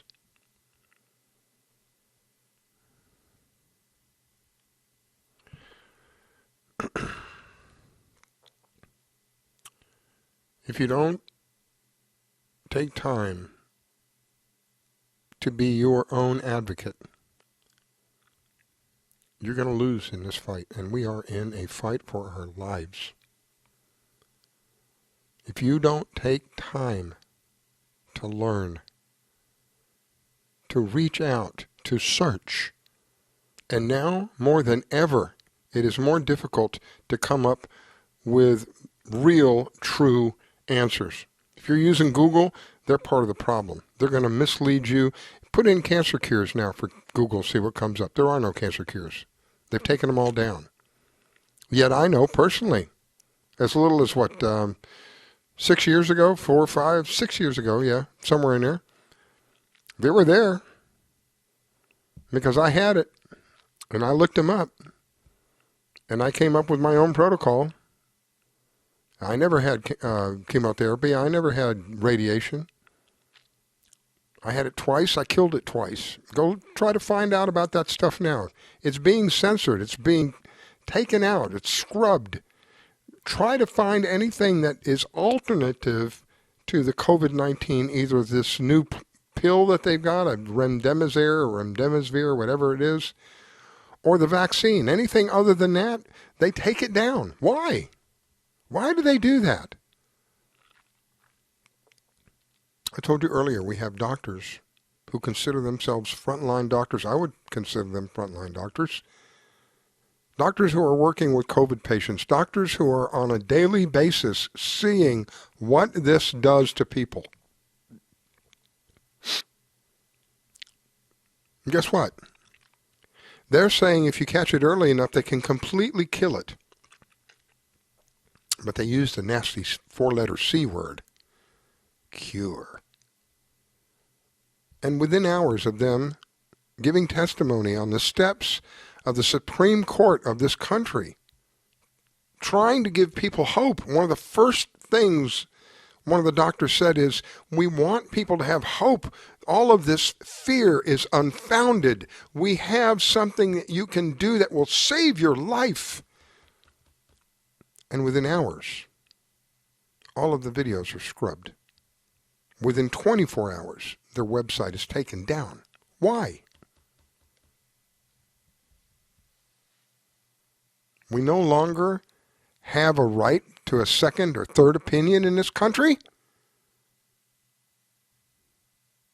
If you were sick, and God forbid you had some horrible disease of some sort, you went to the doctor and they said, oh, okay, Mr. Smith, this is what you've got, blah, blah, blah, blah, blah. Well, Dr. Jones, would you mind if I get a second opinion? Because I need a second opinion. I mean, I respect what you have to say, but I'm going to go get another opinion. And Dr. Jones says, no, you're not allowed to have another second opinion. I'm telling you what you have, and I'm telling you what you're going to do. You wouldn't settle for that for a moment, but yet you settle for these large corporations censoring the very same thing. Anybody who comes up with anything that might be an alternative to the standard operational procedure of either this remdesivir, whatever the hell it is, or the vaccine, you are an enemy and will be taken out. Is this what you want for your future and your children, that they have to go to school and wear masks and be put into a plexiglass jail, for God's sake? A cube, a plexiglass cube, wearing a mask and a face shield inside of this plexiglass cube. You think your child is not going to be affected by that? You're kidding yourself. They tell me I'm selfish because I don't want to wear a mask. What the hell kind of parent would send their child to school under those circumstances? They can't interact with each other. What the hell do you think? How much of school is social interaction? And they've removed it completely. 6 feet apart, mask over your face. You can't see if the person's smiling or grinning or whatever. You're going to allow that, then you're a part of the problem. I don't understand how people aren't rising up by the thousands and saying, hell no, you're not doing this. You're a teacher. You're paid to teach. This isn't teaching. If you think your job is that dangerous, then go find another job. We'll find plenty of people that'll do it. What do you think would happen to the first responders? Oh my God, people are dying. I don't want to do this anymore. They're like, teachers are like, oh my God, we can't go back. These kids are going to get us sick. I knew for a fact, I knew absolutely 100% positive, as soon as the schools opened up, there's going to be spikes. I knew it. It's just logic. And they want to use every excuse that they can to further the power that they have shoved down our throats. You know, there's some colorful words I would really love to use to explain how I really feel, but I'm trying to be professional. But it truly is disgusting. And I don't know who to be more mad at. The people who are doing this to us or the people who are so willing to accept it. But they'll be the first ones to jump up and say, oh, I support the troops. You do? You just slap them in the face because the troops fought for our freedom. That's what we were told anyway. What kind of freedom is there when the government is telling you you can't go to work? You can't go to the park. You can't do this. You can't do that. What freedom is there in that? I don't know. When you figure it out, tell me.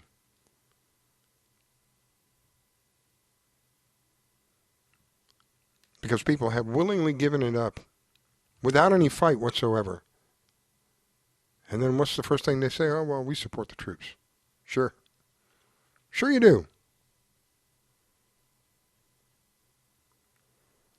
And pigs fly. And that's how I feel about it. You support the troops? Then stand for what is right. Your government doesn't have the authority to force you to wear a mask. If they want to make a recommendation, that's one thing. But they don't have the right to force you to wear a mask. Because the next thing they'll do is they'll force you to take a shot. And if you don't know what's in that shot, what are you doing to yourself? And the very people who make the shot are held irresponsible. Excuse me, not irresponsible. That's the wrong word. They're held, I can't think of the word. You can't sue them. You cannot hold them responsible for any damage done to you by their vaccines. Did you know that? So what incentive is there in it for a manufacturer to manufacture a product if there is no ability for the person using the product to sue that manufacturer should the product be shown to be defective or damage or hurt that person in some way, shape, or form? None. And that's what you have with these pharmaceutical companies. That's exactly what you have with these pharmaceutical companies. They can make junk, literally junk, inject you with it. You heard the man, well, everything's going well, we're childhood death. I don't know. Maybe I've just been subjected to this stuff for too long. I'm tired of it. I'm tired of listening to it. I'm tired of hearing about it and telling people about it and people just shrugging their shoulders and go, well, there's nothing we can do. You know what? As long as you keep thinking that, there is nothing that you can do, truly. I don't know what it's going to take to get people to wake up and go, there is something we can do. There's a whole lot we can do. Did you know that there was a pedophile bust this weekend? Yesterday, I think it was. Yesterday? Yeah, I think it was yesterday. In Georgia. There's 30-some-odd children that were found. 30-some-odd missing. Why isn't this mainstream news? 39 children, I think it was, that were found, and I don't know how many of the predators they got. You don't hear anything about it on TV. But if those 39 children were found in a cage, and somehow that cage had something to do with immigration, oh my God, you'd never hear the end of that. Yeah. Tell me about it. I know you're out there. I can feel you now. I know that you're afraid. You're afraid of us. You're afraid of change. I don't know the future. I didn't come here to tell you how this is going to end. I came here to tell you how it's going to begin.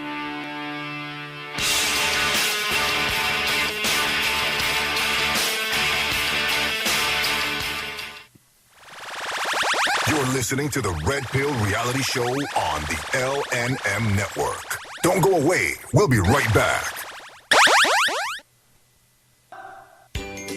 Do you need toner for your Epson, Hewlett-Packard, Canon, Brother, Apple, or Sharp printers? Look no further than Laser Technologies. In business for over 20 years, they offer the lowest prices on toner on the web. They can also repair your laser printers and toners fast and easy. Call their expert staff today at 561-792-9600 or email us at service@laser-technologies.com for all your toner needs. All toner is shipped nationwide. Why wait? Get the lowest prices on toner. Call or email us today.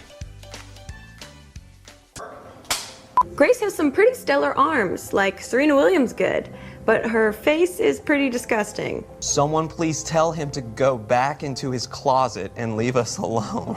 Britney's face is so stupid and I hate her so much. It's like a scientist created her in a lab to annoy humanity and didn't even do that good of a job.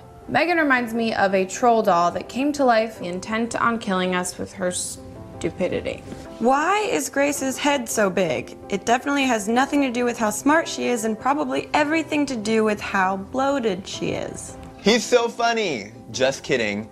Who would find this disfigured flamingo funny? Never post a selfie of yourself. You look so ugly. The only reason you have so many views is because we think you're a freak and we can't look away. Megan is the main reason that the world sucks so much. I would rather get cancer than listen to another Trevor Moran song. You are a mistake. You should have never been born.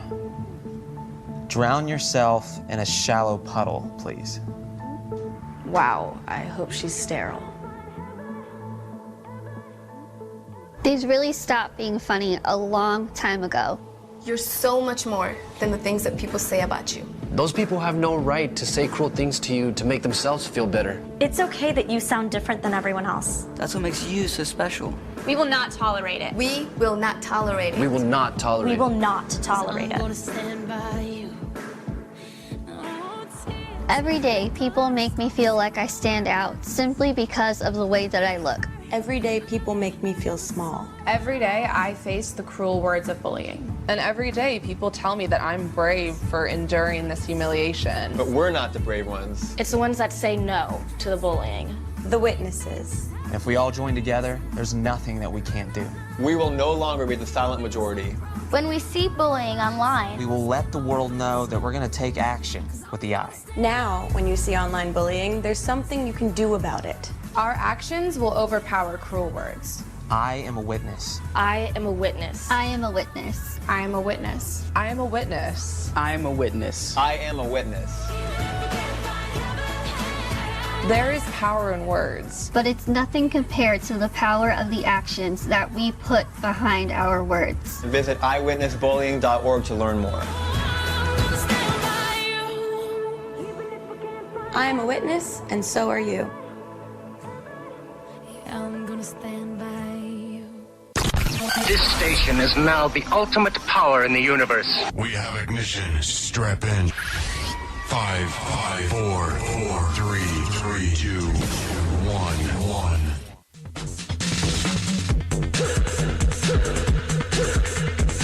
Take the red pill, take the blue pill, take the red pill, take the blue pill.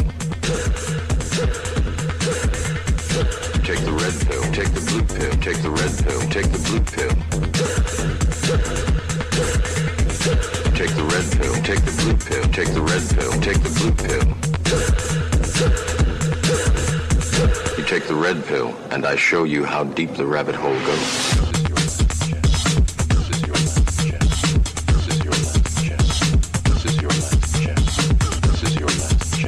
This is your last chance. After this, there is no turning back. You take the blue pill, the story ends. You wake up in your bed and believe whatever you want to believe. You take the red pill, take the red pill, take the red pill, take the red pill, take the red pill, take the red pill, take the red pill, take the red. You stay in Wonderland. You stay in Wonderland, and I show you how deep the rabbit hole goes. You're listening to the Red Pill Reality Show with your host, Riscala, every Saturday night on the LNM Network from 9 p.m. to midnight.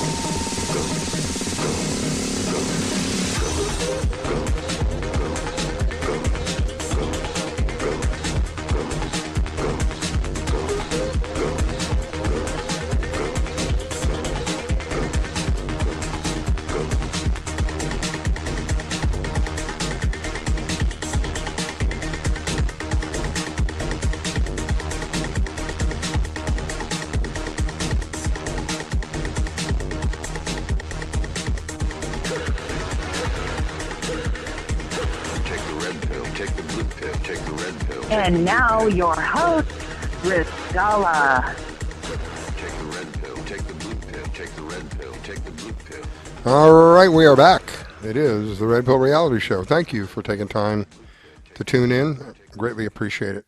Allowing me to share with you some of these things and my opinions, and hope and pray that many of you agree with me that it's time really for the silent majority to wake up and stand up for what is right. You know, I'm hearing now that there are evangelicals, pastors, and so forth that are telling their followers to do the right thing and get vaccinated. I don't remember where it is in the Bible, but it says somewhere in the Bible, during the last days, even the very elite will be deceived.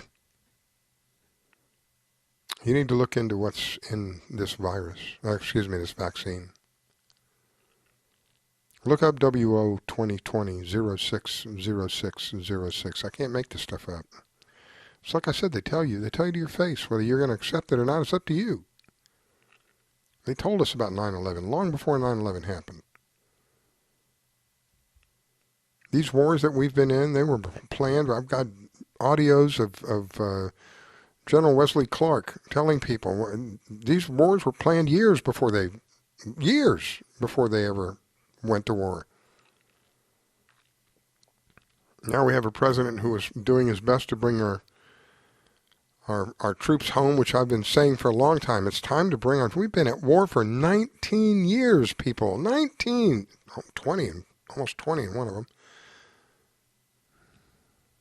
For what? What has it brought us?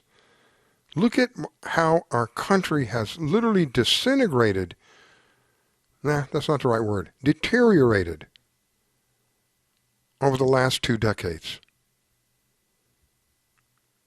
What have we gained? You and me, the people who work, the people who pay taxes, to which these wars are paid for. What have we gained?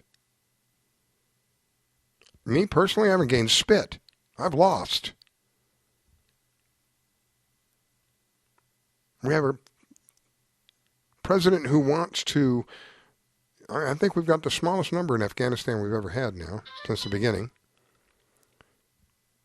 I think we have almost hardly anybody left in Iraq and literally just a couple of hundred in Syria, I think. So he's slowly bringing all of these people back, and yet we have people screaming that this man doesn't, what was the word that I can't remember the word that she used, Pelosi was calling him basically unable to do the job. Incompetent, that's what it was. We have an incompetent president. A man who has done more for this country's economy than any of the other presidents before him ever.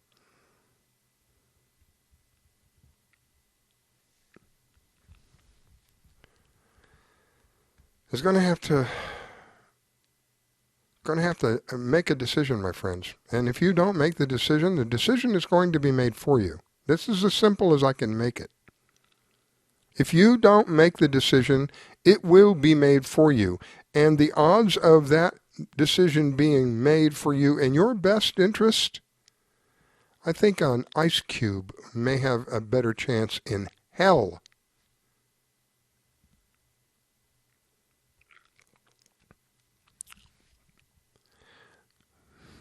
I've spent close to 7 decades on this planet. I can't believe it. I have never seen anything like I'm seeing today. I could never imagine in my wildest nightmares people being persecuted for defending themselves, standing on their own property,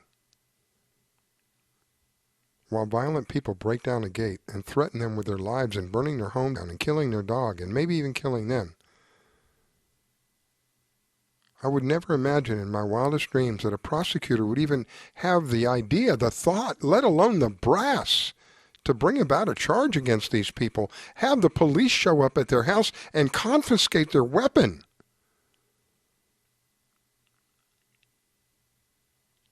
But that's what happens. And there'll be more of it.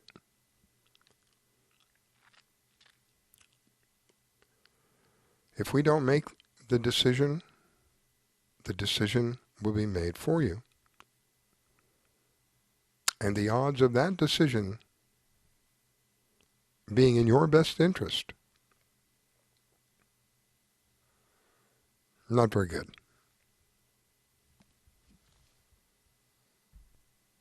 This phony witch hunt that we all went through together is a disgrace. Now they're all blaming each other, do you see? They're all turning on each other. Isn't that pretty to watch? It's his fault. No, it's his fault. Nah, we caught them. They were spying. They were spying on our campaign. I'll tell you what, if that ever happened to the other side, this thing would have been over 2 years ago. And you know, it would have been treason. They would have called it treason. And that's what it is. It was treason. And it should never be allowed to happen to another president again. Ever, ever, ever. And that's what we have. We have people who have committed treason. We have people who have attempted to remove a duly, fairly, legally elected president. Do you understand? I don't give a damn how you feel about him. There is a system in place, and if we fail to follow that system, then we will be a lawless society. Anybody can take over at that point. So I don't really want to hear about how you feel about him personally. The fact that people tried to overthrow our government should disturb you. These very same people are putting people up to run for president. And if he ends up as president, which I know, without a doubt in my mind, it will be of an illegal manner, this country's done. Because it won't be him that's running. It's pretty obvious. And it won't be Kamala, baby.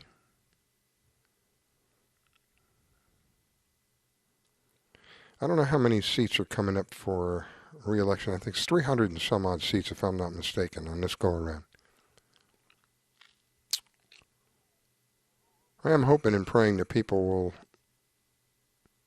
get a wild hair up their kazoo and decide to go either physically vote, which is my preference. It's the more difficult to create fraud with, or use an absentee ballot. But do one of the two, and do it in numbers unheard of before.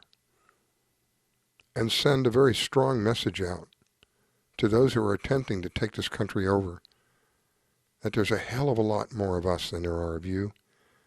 We may have been silent, we may have sat on the sidelines, but we're not going to do that anymore. I'm tired of dealing with the insanity. I've been calling the I don't even know who you call them, the people who are the administrative office here of the town that I'm in. I've been calling and complaining. And my complaint is, I have a park literally within, I walk there every day with my dog.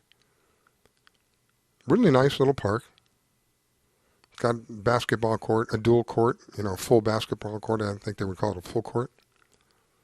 A little playground for the kids, some swings. A little gazebo there where you can sit under and eat and get out of the sun, whatever. They've never shut the basketball court down, but they shut down the playground. They shut down the swings, took the swings and wrapped them up and tied them so the kids couldn't, even if they wanted to, they couldn't get to them. Shut down the playground, shut down the gazebo, but let the young men play. It's mostly men that do it, but not to be, one-sided, but it's mostly young guys that are out there playing basketball. And I guarantee you they're not practicing social distancing. This is the insanity of what we've been dealing with. And I've been calling and saying this is not right. It's not right. It's just the same thing where, oh, well, small business, you have to be closed. Lowe's, you can stay open. Well, believe it or not, I don't know if it was my phone calls or maybe other people were calling as well. They finally opened them up this morning, and when I walked down, as I live and breathe, I can't believe it. The swings are down, the signs are down, the park is completely open again. Holy smokes, have I died? What has happened? But there it was. Finally, after 5 months of this insanity, the hardship that they have created on families unnecessarily. You close the schools down. You got parents, both parents are working to try and make a living. You close the schools down. What's supposed to happen to the kids? Where are the kids supposed to go? You think they're just going to let them go home and stay home by themselves? Well, what does that do? That creates a financial burden, further stress upon the family. Then on top of that, well, you can't go to the park. You can't go to the beach. Are you kidding me? Somehow the virus has congregated at the park and the beach, but it hasn't congregated inside of, I don't know, Walmart or Lowe's or one of them big places, Target. No, the virus is it's not there. Besides, you're going to be wearing a mask. You're fine. If the masks work, then why did we let all of these prisoners out? Why didn't we just give them freaking masks? And some of these prisoners that they let out, by the way, are violent prisoners. This one in California was allegedly raped a young lady. Well, he found that he got out, he found a young lady that pressed the charges against him and killed her. Oh, we're going to let him out again soon, I'm sure, because we can't let him get COVID. Oh my God, Scholar, what's the matter? Are you heartless? You cold, callous, no good for nothing, sewer sucking slug you. This is the mentality that we're dealing with. There's one state where there was a serial killer. I'm not kidding you. You can go look at, I don't know. They may have scrubbed it as well, but it was there. You can look it up and go find it. It was there. I think he killed 45 people. And they were thinking about letting this guy go. But heaven forbid if you go to church, or God forbid if they hear you singing. Or Lord help you, the Miami moron mayor, he wants you to wear a mask inside your home, for God's sake.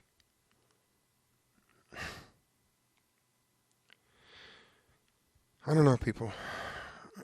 I know, for me, I'm not doing it. I'm not complying. This is all the stuff that fills a toilet. Just full. And I'm tired of it. I'm tired of people allowing it to go on.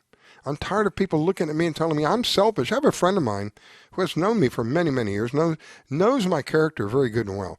When her and I got into a discussion about masks, and I said, I'm not wearing a mask, let alone I got a medical exemption, but put that aside, even if I didn't, I wouldn't wear a mask.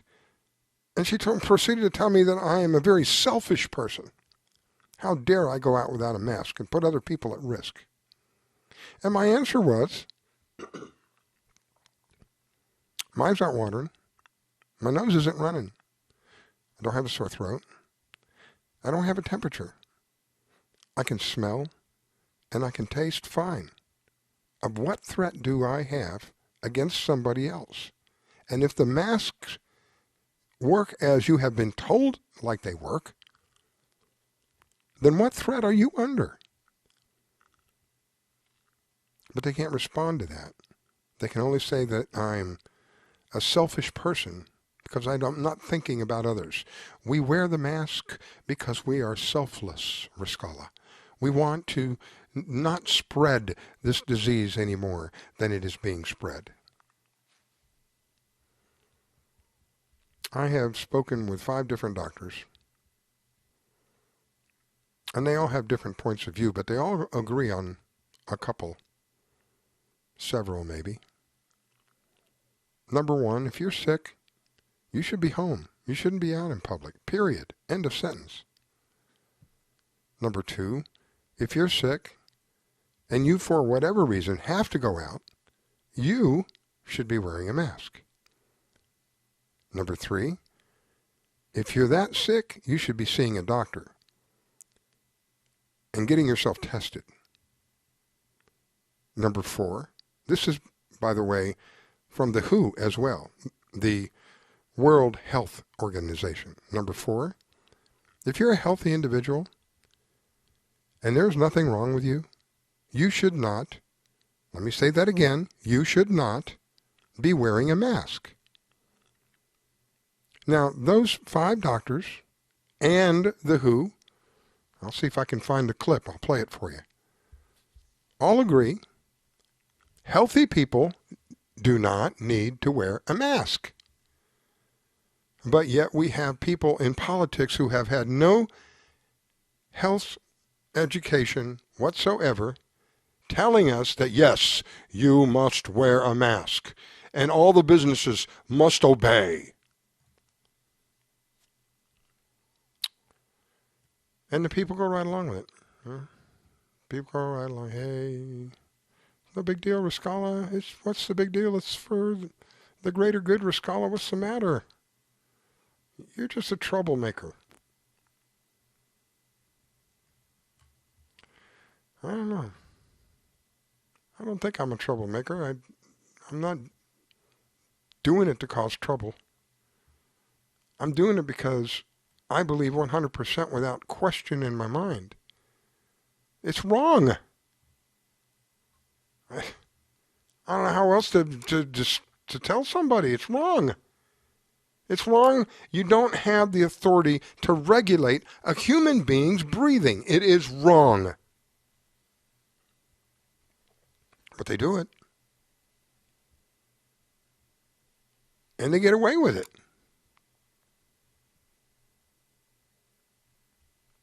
I don't know.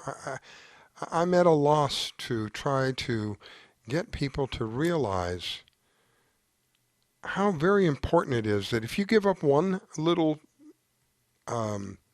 freedom here or there,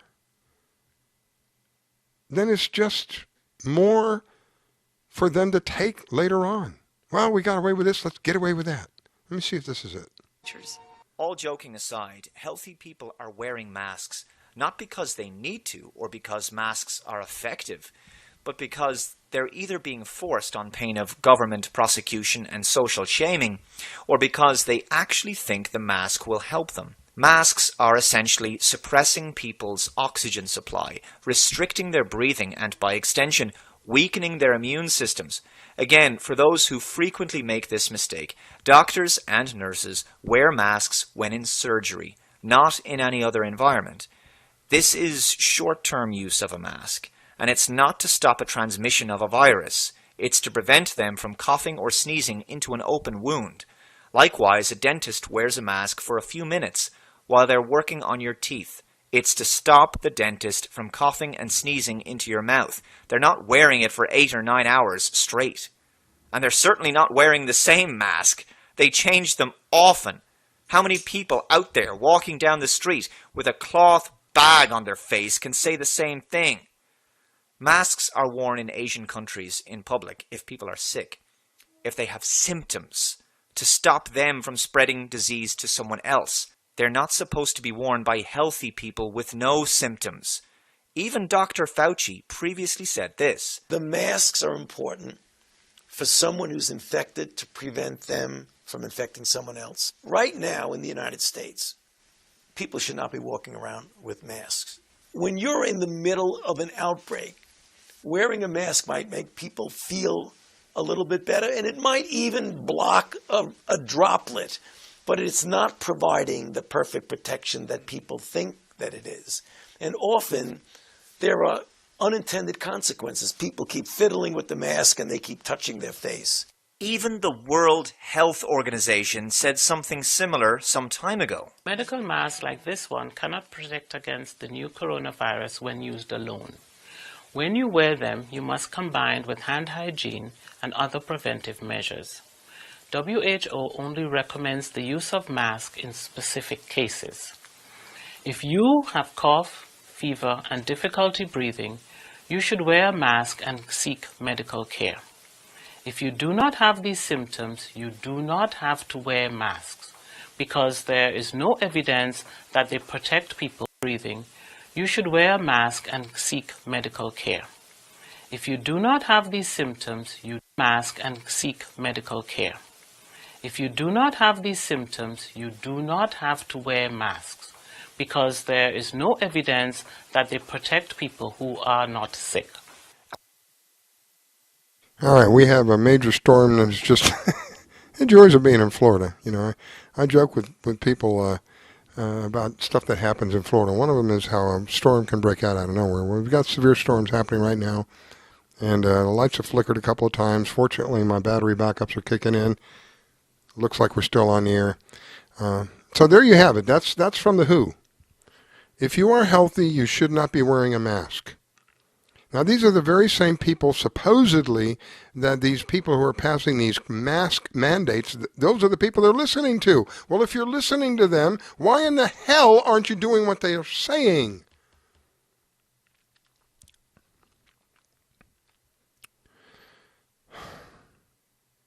I'm watching businesses, small companies, literally being choked out of business. Literally. Restaurants, you can only operate at 50%. Think to yourself for a moment, could you continue to live if you only made half of whatever you're making now? Come on, get real. How many people can say, oh yeah, I could easily live on half of whatever I'm making now? Bah. I don't think there's a lot of people out there that can say that. And this is what they want. They're further promoting this insanity, this looks like we did go off the air. All right, well, I'll keep recording. They're further promoting this insanity that the masks must be worn in order to circumvent this virus.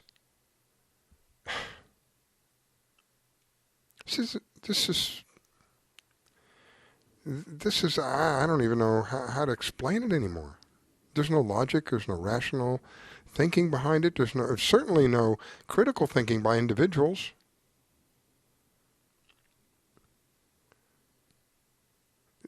What had happened to the people of this country when it comes to thinking for themselves? Why are you allowing that little boob tube, as we used to call it, to think for you?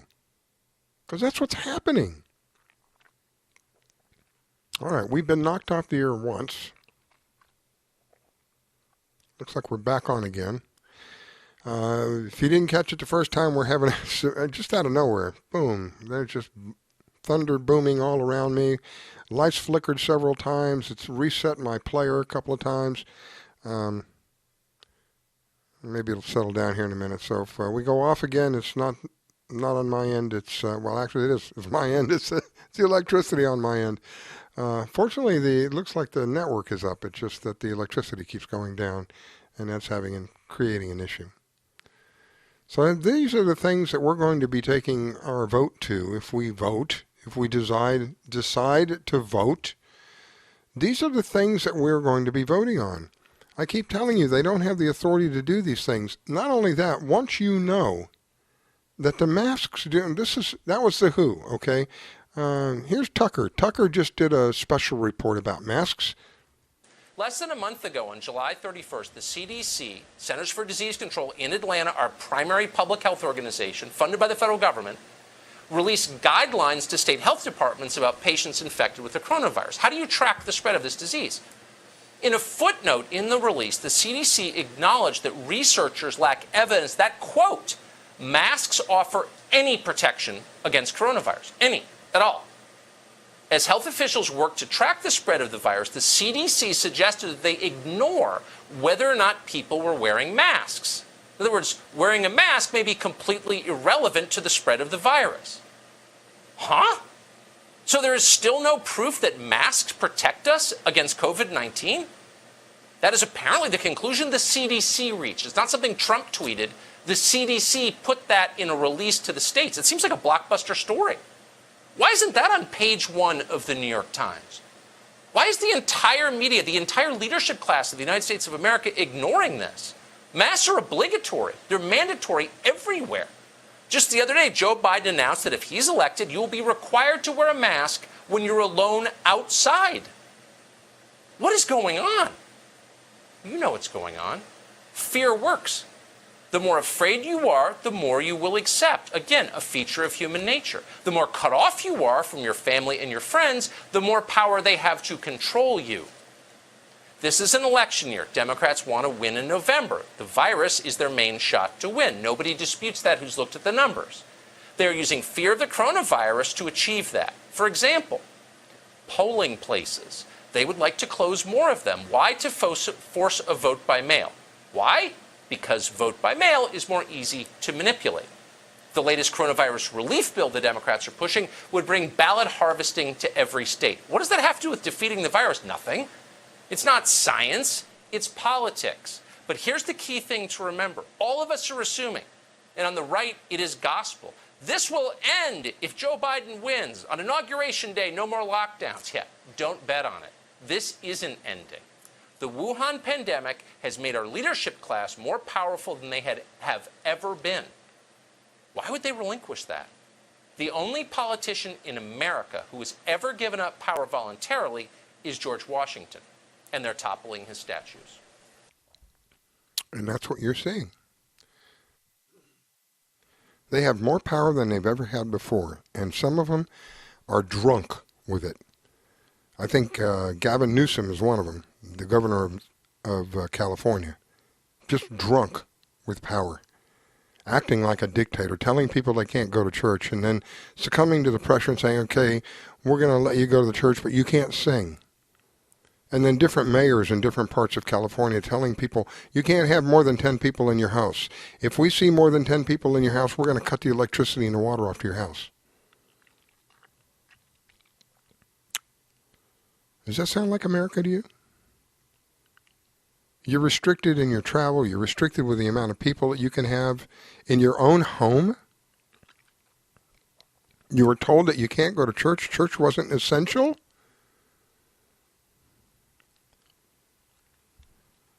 But you know what is essential? Strip joints are essential. Planned Parenthood, that was essential. These big stores, these big corporations, they were all essential.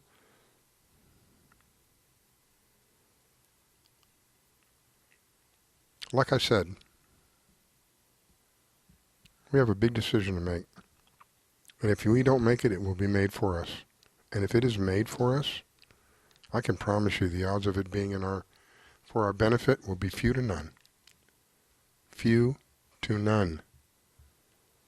They're getting away with the mask thing. I just played for you a couple of different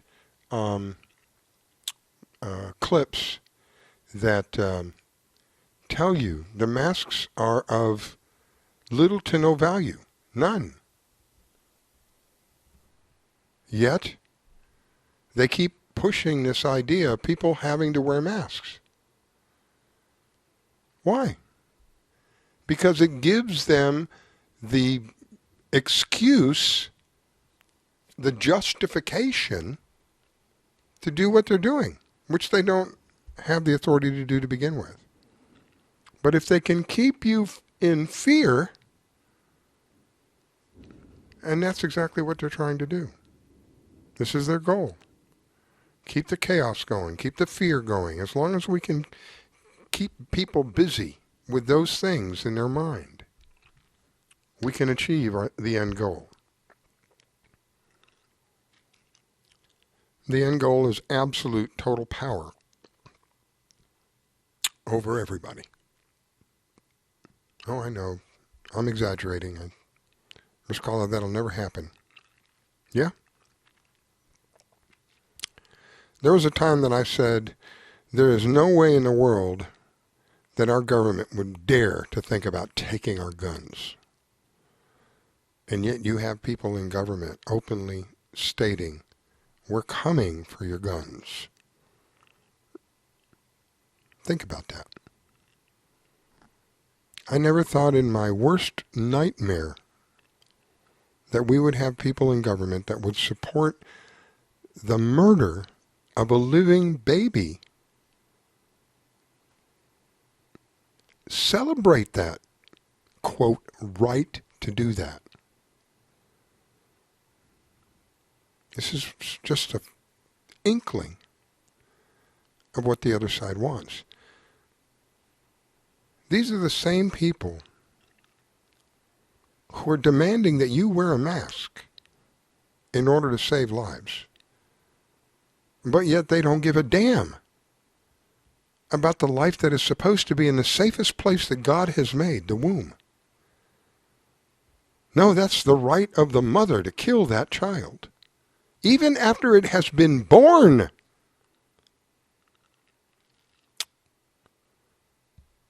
It's disturbing. It's disturbing that we should even have to make the decision, but it's more disturbing to think that there are people who are going to sit on their butt and do nothing. I'm not going to get involved in politics, Riskala. It doesn't make any difference anyway. Yeah, well, people like you don't make any difference. You're absolutely right. And it's people like you that cause much of the problem. Now, back up a minute. It is people like you who assist in the cause of the problem that we are going through today. Because you sat by and did nothing. Once you know and do nothing, that's different than not knowing and doing nothing. But once you know and still do nothing, then you take the guilt along with the people who are perpetrating the sickness.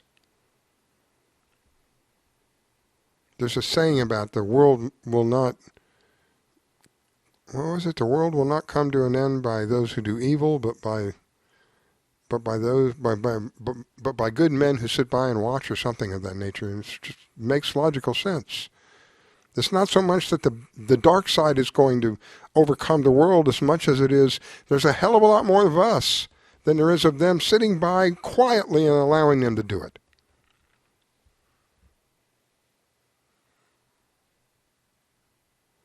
We are far stronger in numbers than we are individual. And that's what they want. They want individuals because we're absolutely powerless against them as individuals. But united, that makes them change their underwear on a regular basis. Can't you see that's what they're fighting? That's why all of the chaos. That's why all of the fear. They want us to hate each other. That the country isn't worth it anymore. We need to tear it all down and then rebuild it again. What a bunch of crap. And sadly, there's going to be a lot of people that fall for that.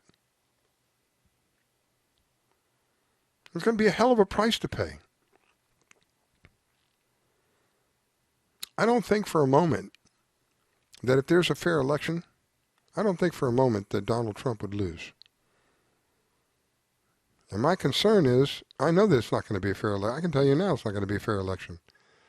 They're going to do everything that they can, in every way, shape, form, in whatever manner they can, to win. They don't care about fair. They don't care about legitimate. They've already shown that to you. They've already put that in your face. They don't care about any of that. All they care about is their way or no way. And their way is not too beneficial for us, my friends. Not so much in our favor, if you will. If they end up winning, it will be hell for us to pay. It's just that simple.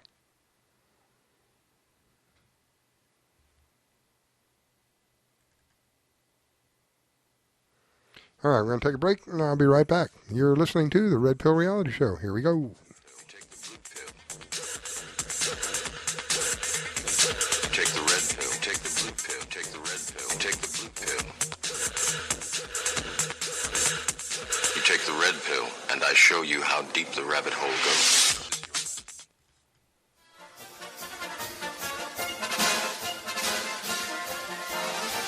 Step right up, step right up. No tricks, no magic, nope.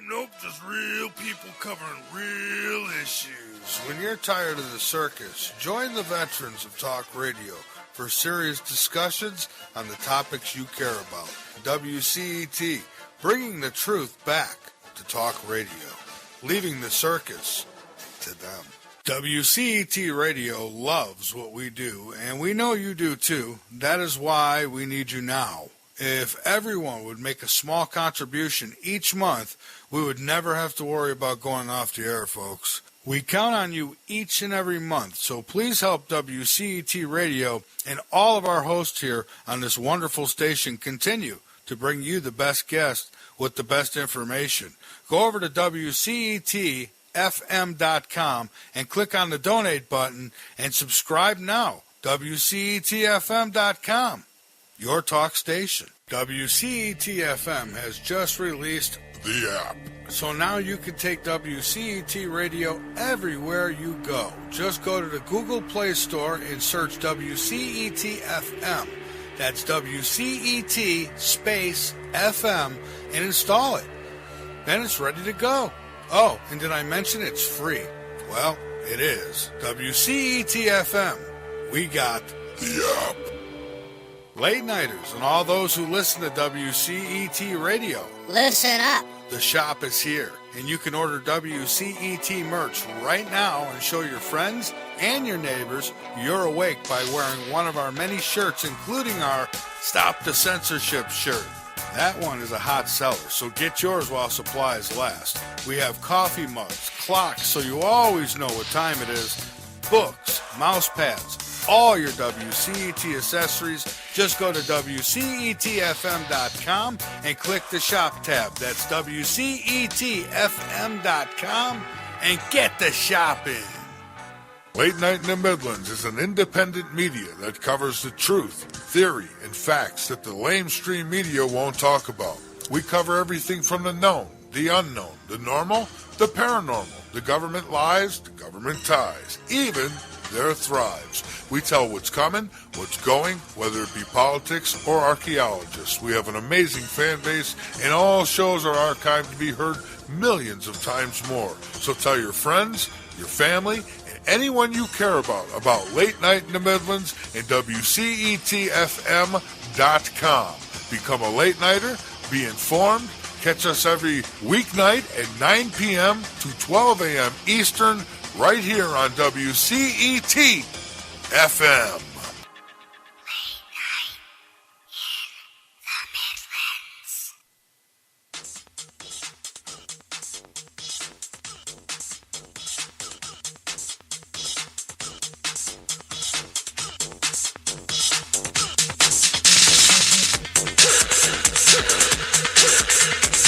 Take the red pill, take the blue pill, take the red pill, take the blue pill. Take the red pill, take the blue pill, take the red pill, take the blue pill. Take the red pill, take the blue pill, take the red pill, take the blue pill. You take the red pill, and I show you how deep the rabbit hole goes.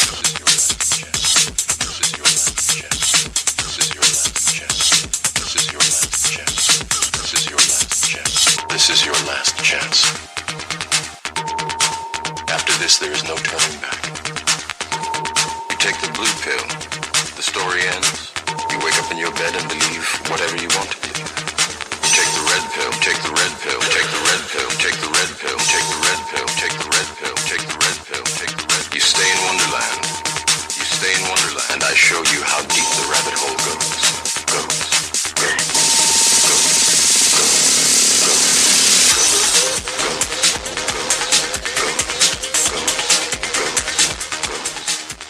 All right, we are back. It is the Red Pill Reality Show. I am your host, Rascala, here on WCET Radio. You can find us at www.wcetfm.com or wcetradio.com. I think we eventually will go to the radio. If the radio's not working, the FM one will work. And if you'll click on the contribute button there, it'll take you over to a page where you can make a donation, a single donation if you like, or you can become a subscriber, which is really what we would like. We would like to get more subscribers, which will allow us to continuously upgrade our equipment and bring you even better information than we have at hand already in a variety of different ways. So one of the ways that you can do that is to become a late nighter, as we refer to it, and get all that information on the website. And you can listen to us on the website.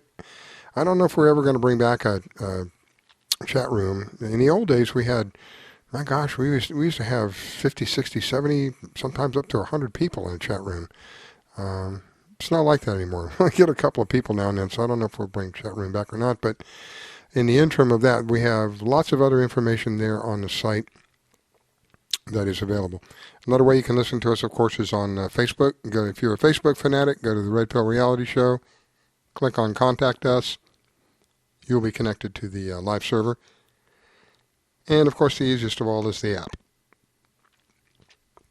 And I will have a little bug worked out of the app where if you're listening to the show after a couple of minutes, the app doesn't let a lot of the phones know that it's running. And so the phone goes to sleep to save power, and the app shuts down. So we're working on getting that taken care of as well.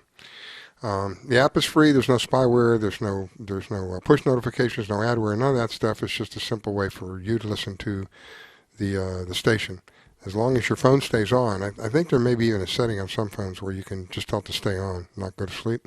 And then you can turn that back off or you'll go back to sleep later on. But anyway, we will have that worked out. I'm hoping in the next week all of that will be straightened out. We'll have a new version you can download, which will upgrade the existing version and stop that from happening.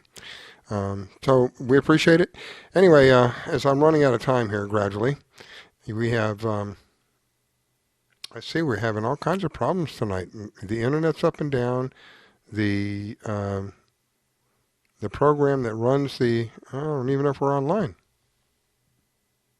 Okay, looks like we're online. Okay.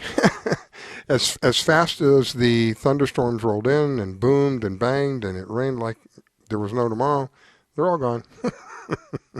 That's what we deal with here in Florida. It really does get kind of kooky sometimes. But what doesn't need to be kooky is what's coming up, and that is this next election. We must, absolutely vital, we must show up in numbers unheard of and hope and pray that those numbers are in favor of the existing administration and reelecting this president. I'd like to see something different, but the reality of what we have to deal with is, what we have. To sit back and do nothing is to help the dark side. You got to be able to at least put somebody up there that gives a damn about us a hell of a lot more than these other people. And the evidence of that is just look at what he's done since he's been in office. Look at how many of the small people he has helped. And look at how he has turned down the big corporations. I don't know if you're aware, but he is reducing the price of drugs. Drugs are an enormously large business in this country. My God, it's a multi-billion-dollar business, the pharmaceuticals. And some of the CEOs of these pharmaceuticals literally make tens of millions of dollars a year. Some of them $23 million a year. As a CEO, don't tell me there's not big money in pharmaceuticals. He is causing them tremendous financial pain. He had a speech that he gave recently about how he cut out the middleman in all of these drugs, and cutting out the middleman was going to reduce the prices, in some cases upwards of excess of 50%. So if you're buying a drug now that's costing you $1 a pill, we're talking about 50 cents or less. You can imagine how those pharmaceutical companies were taking that. Not very well, especially when you're cutting out the middleman, as he referred to them.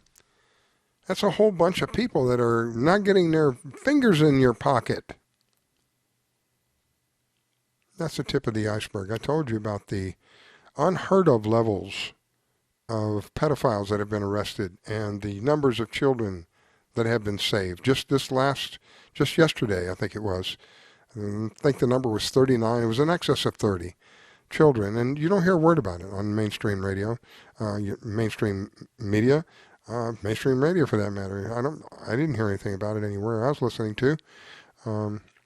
This is happening under this administration far more than it has ever happened before. And yet people insist that this man is a child rapist. He's a pedophile just like the rest of them. It just doesn't make sense. What happened to people's critical thinking? Would it be logical for somebody who is that to say things like, I want the death penalty for pedophiles? Would it be logical for somebody who is that way to have all of these people arrested? Would it make sense that he has been literally investigated and every stone has been turned over to check him out and nothing of this manner has ever come up? We spent how many millions, $40 million I think it was, investigating him. Don't you know for a blink of an eye that if they would have found anything like that on him, oh my gosh. But yet they insist on attempting to discredit him. They insist on saying that he is inept, that he is not capable, that he is not worthy. All of these things. They want people to believe them, and sadly there will be people who do. My prayer and my hope is that there are a hell of a lot more people that don't, and that those people will show up. Those people will help make a difference. Those people will send a message unlike ever before. And that message is, we're not putting up with your crap. There are far more of us than there are of you. You have been loud. You have been boisterous. You have been violent. You have done everything to shut us down. And we're not standing for it anymore. That's the message I hope and pray that will come. Now, regardless of who wins, we have to deal with that. Because if the president wins, these people are going to become even more violent than they have in the past. If the president loses, we will know that he was cheated. What's going to happen then? Will the patriots rise? Will there be a war? That's my concern. I don't want to see war on the streets of our country. But it's difficult to circumvent that when you have one side who is absolutely hell-bent on it's their way or no way. I've had to deal with people like that in my life. And it doesn't turn up pretty when it's all over. It's not good for anybody. Both sides lose. There is no winner. And that's what they are pushing for. It's either their way or no way. And if you don't like it, then you'll either be censored or maybe even jailed. Because that to them is a far greater crime than you having raped somebody. They'll let you out for that. They'll let you out if you're here against the law. They'll call you an undocumented immigrant. But they won't call you the truth. You have broken the law to be here. You're a lawbreaker. If you and I were lawbreakers, what would be expected of us? Some degree of justice. And yet when we act out and say these people are here illegally and they need to be removed, we somehow are racist or xenophobic or homophobic or some kind of phobic. I think some of these things they make up, for God's sake. It's time to wake up, people. It's past time to wake up. And for people like me, it's very frustrating. Because I see it becoming worse by the day. And the reason it's becoming worse by the day is there are people out there who know better. They know better. But they don't say anything. I go to the store, I'm the only one not wearing a mask, and people are looking at me like I'm the problem. When I'm the one who's standing up for your right to choose, for God's sake. What happened? It's my body, my choice. Whatever happened to that deal? I don't hear that much anymore. If it's your body and your choice, for God's sake, why would you allow somebody to force themselves upon you? To breathe your own waste. That's what you're doing. When you have that mask on, you are breathing your bodily waste. That's what it's called when it goes in and it comes back out. It's waste.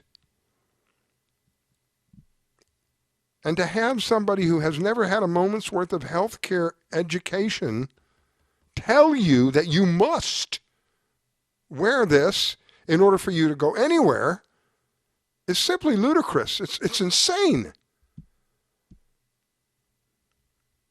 But that's the reality of what we're dealing with.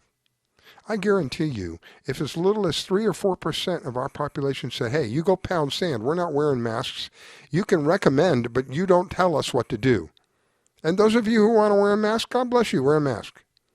As long as you know what you're getting into and you continue to do it, that's fine.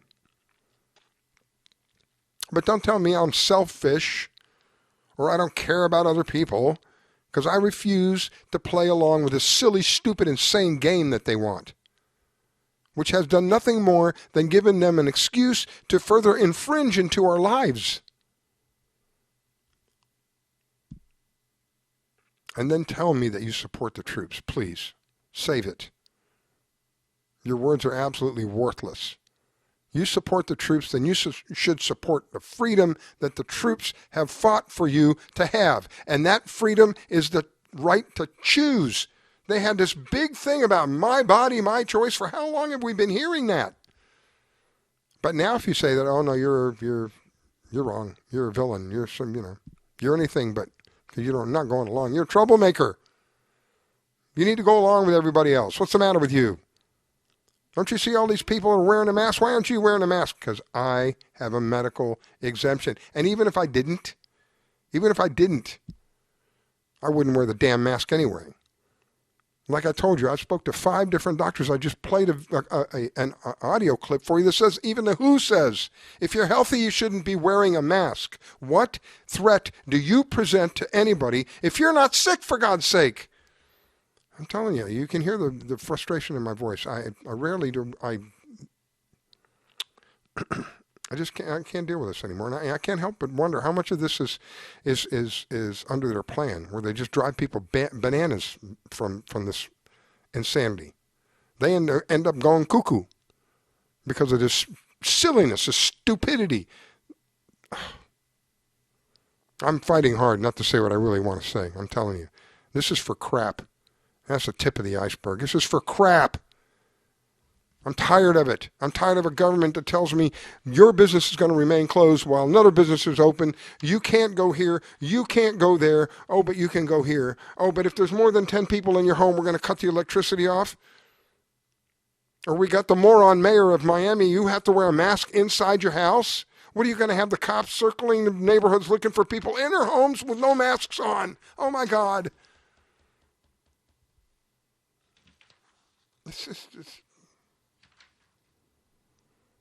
I don't know who to be more mad at. The people who have the brass to bring this kind of stuff up, or the people who just go along with it. Okay, we'll wear masks. We'll wear masks in our home, in your house, for God's sake. In your personal, private little kingdom, where you are supposed to feel protected. You are not have to worry about somebody bashing in your freaking door because you're not wearing a mask. Lord have mercy. Is that what they're going to do? If you're in your home and you're not wearing a mask, is that what they're going to do? A no-knock raid? Bam! Front door smashed down. Everybody down! You're under arrest. What did I do? You're not wearing a mask. Meanwhile, the violent criminals, they're letting them out. Nobody sees the insanity of any of this. Nobody? Nobody thinks that this is something wrong here? Something's not adding up? Nobody? Nobody says to themselves, wait a minute, this doesn't make sense. Nobody? Because that's what it feels like. It feels like nobody out there gives a damn anymore. It doesn't care. It doesn't, I don't know. I just don't know. I can't put my finger on it. It's frustrating the hell out of me. When it's right there in front of your face and you still don't do anything about it. I played a couple of audio clips for you that basically said masks are useless. And if you're a healthy individual, you shouldn't be wearing a mask. Why are you wearing a mask if you're healthy? If you're not sick, why are you wearing a mask? Why are you allowing these people to continue to infringe upon your personal life and control the very breath that you breathe, for God's sake? Why? Have we lost our character in this country? Have we lost the character of freedom in this country? With freedom comes responsibility. You are free to drive your car if you are the right age and have a license. There comes a responsibility with driving that car. That responsibility could easily take somebody's life if you're not careful. Am I right? But you get to choose. The government doesn't say, okay, you can only drive here, or you can only drive X amount of minutes or miles or whatever. You have the freedom, you have the God-given right to travel. Well, by the same example, you have even more, if there is such a thing, of a God-given right to breathe, for God's sake. And there is no one who has a right to control that. No one. I don't give a damn who they are, unless it's the Creator himself, herself, itself, whatever you want to refer to him as, him, her, it. Whoever it was that created us, they would have the right. Other than them, no. I don't care who you are. But the reality of what we're dealing with is we have people who have no degrees whatsoever in healthcare, no idea of how the human body works. All they know is the CDC said such and such a while back, and now we're going to do that. And we're going to further continue mandating this. When it all first started, it was 14 days, people. You remember that? 14 days! It's only going to be 14 days. Going on 6 months. 14 days, going on 6 months. What do you think they're going to do with your rights? 14 days, going on 6 months. It's only a mask. Guess what's next? Guess what's next? What are you going to do if they force your children to get vaccinated? Are you going to allow that? Are you going to allow your children to be injected with poison? Because that's what it is. 2 different articles both say excess of 30% of the people will die from this vaccine. 30%.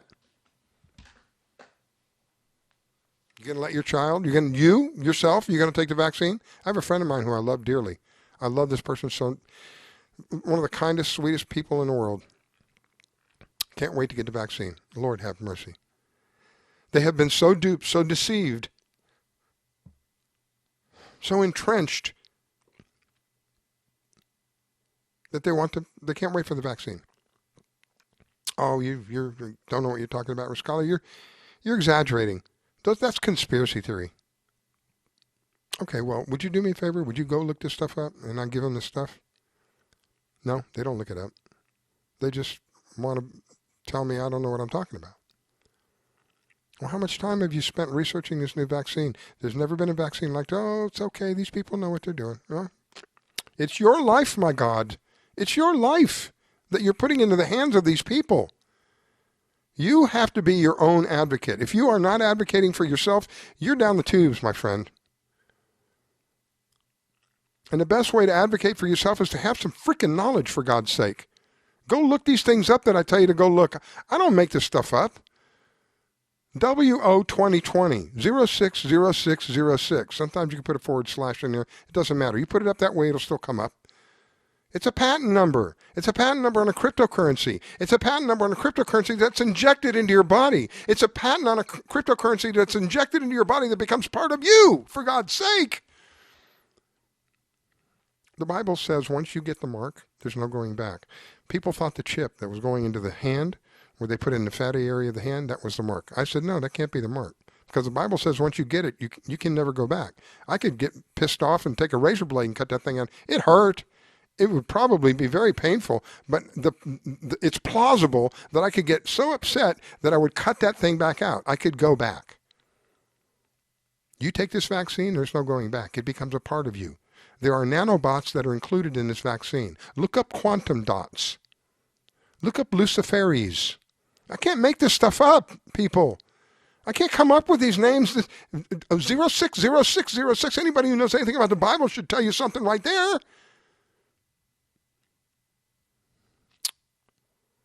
I've reached a point in talking on the radio that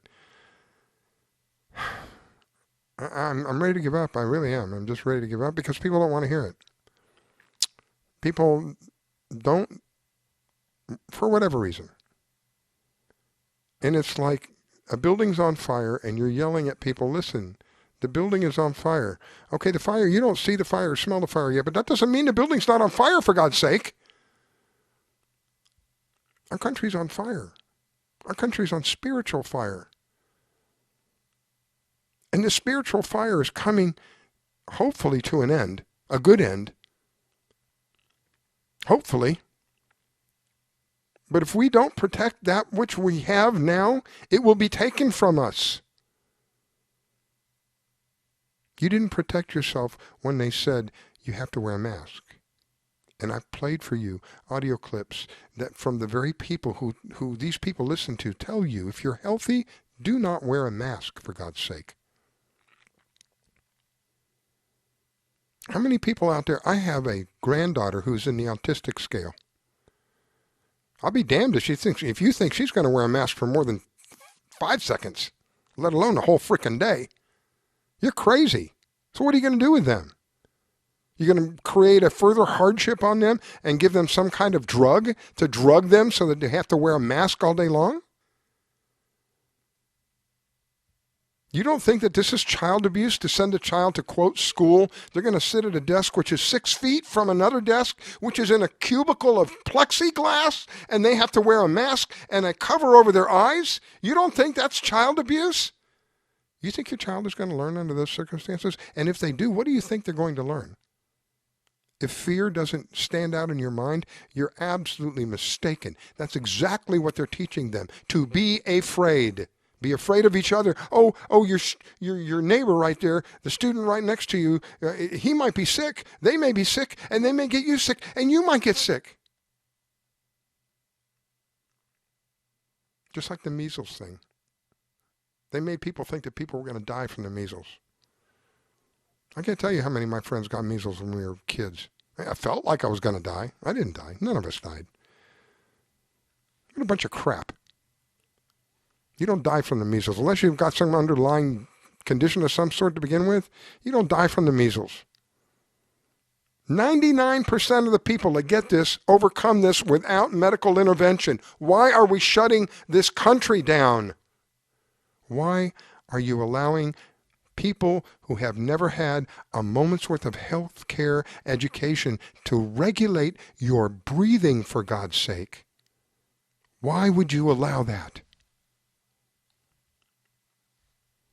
Have you become so conditioned? Have you become so lackadaisical? Have you become so, what is that word that they use? Comfortably numb. Do you remember that song?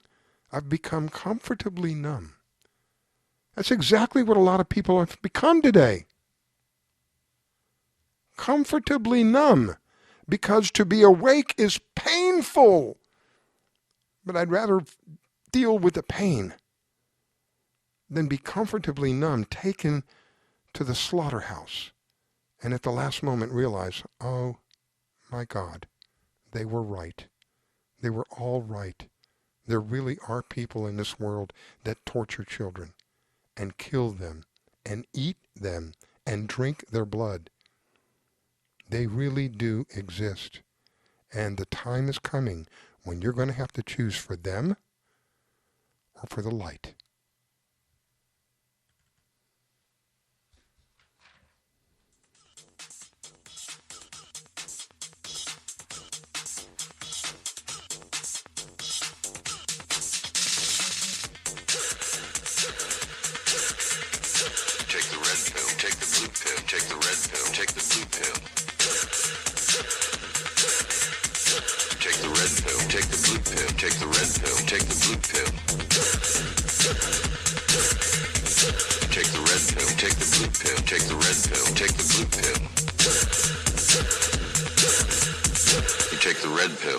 Show you how deep the rabbit hole goes.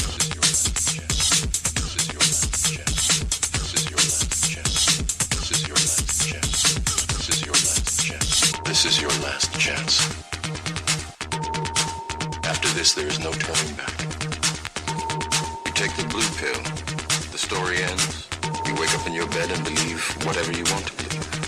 You take the red pill, take the red pill, take the red pill, take the red pill, take the red pill, take the red pill, take the red pill, take the red. You stay in Wonderland. You stay in Wonderland, and I show you how deep the rabbit hole goes.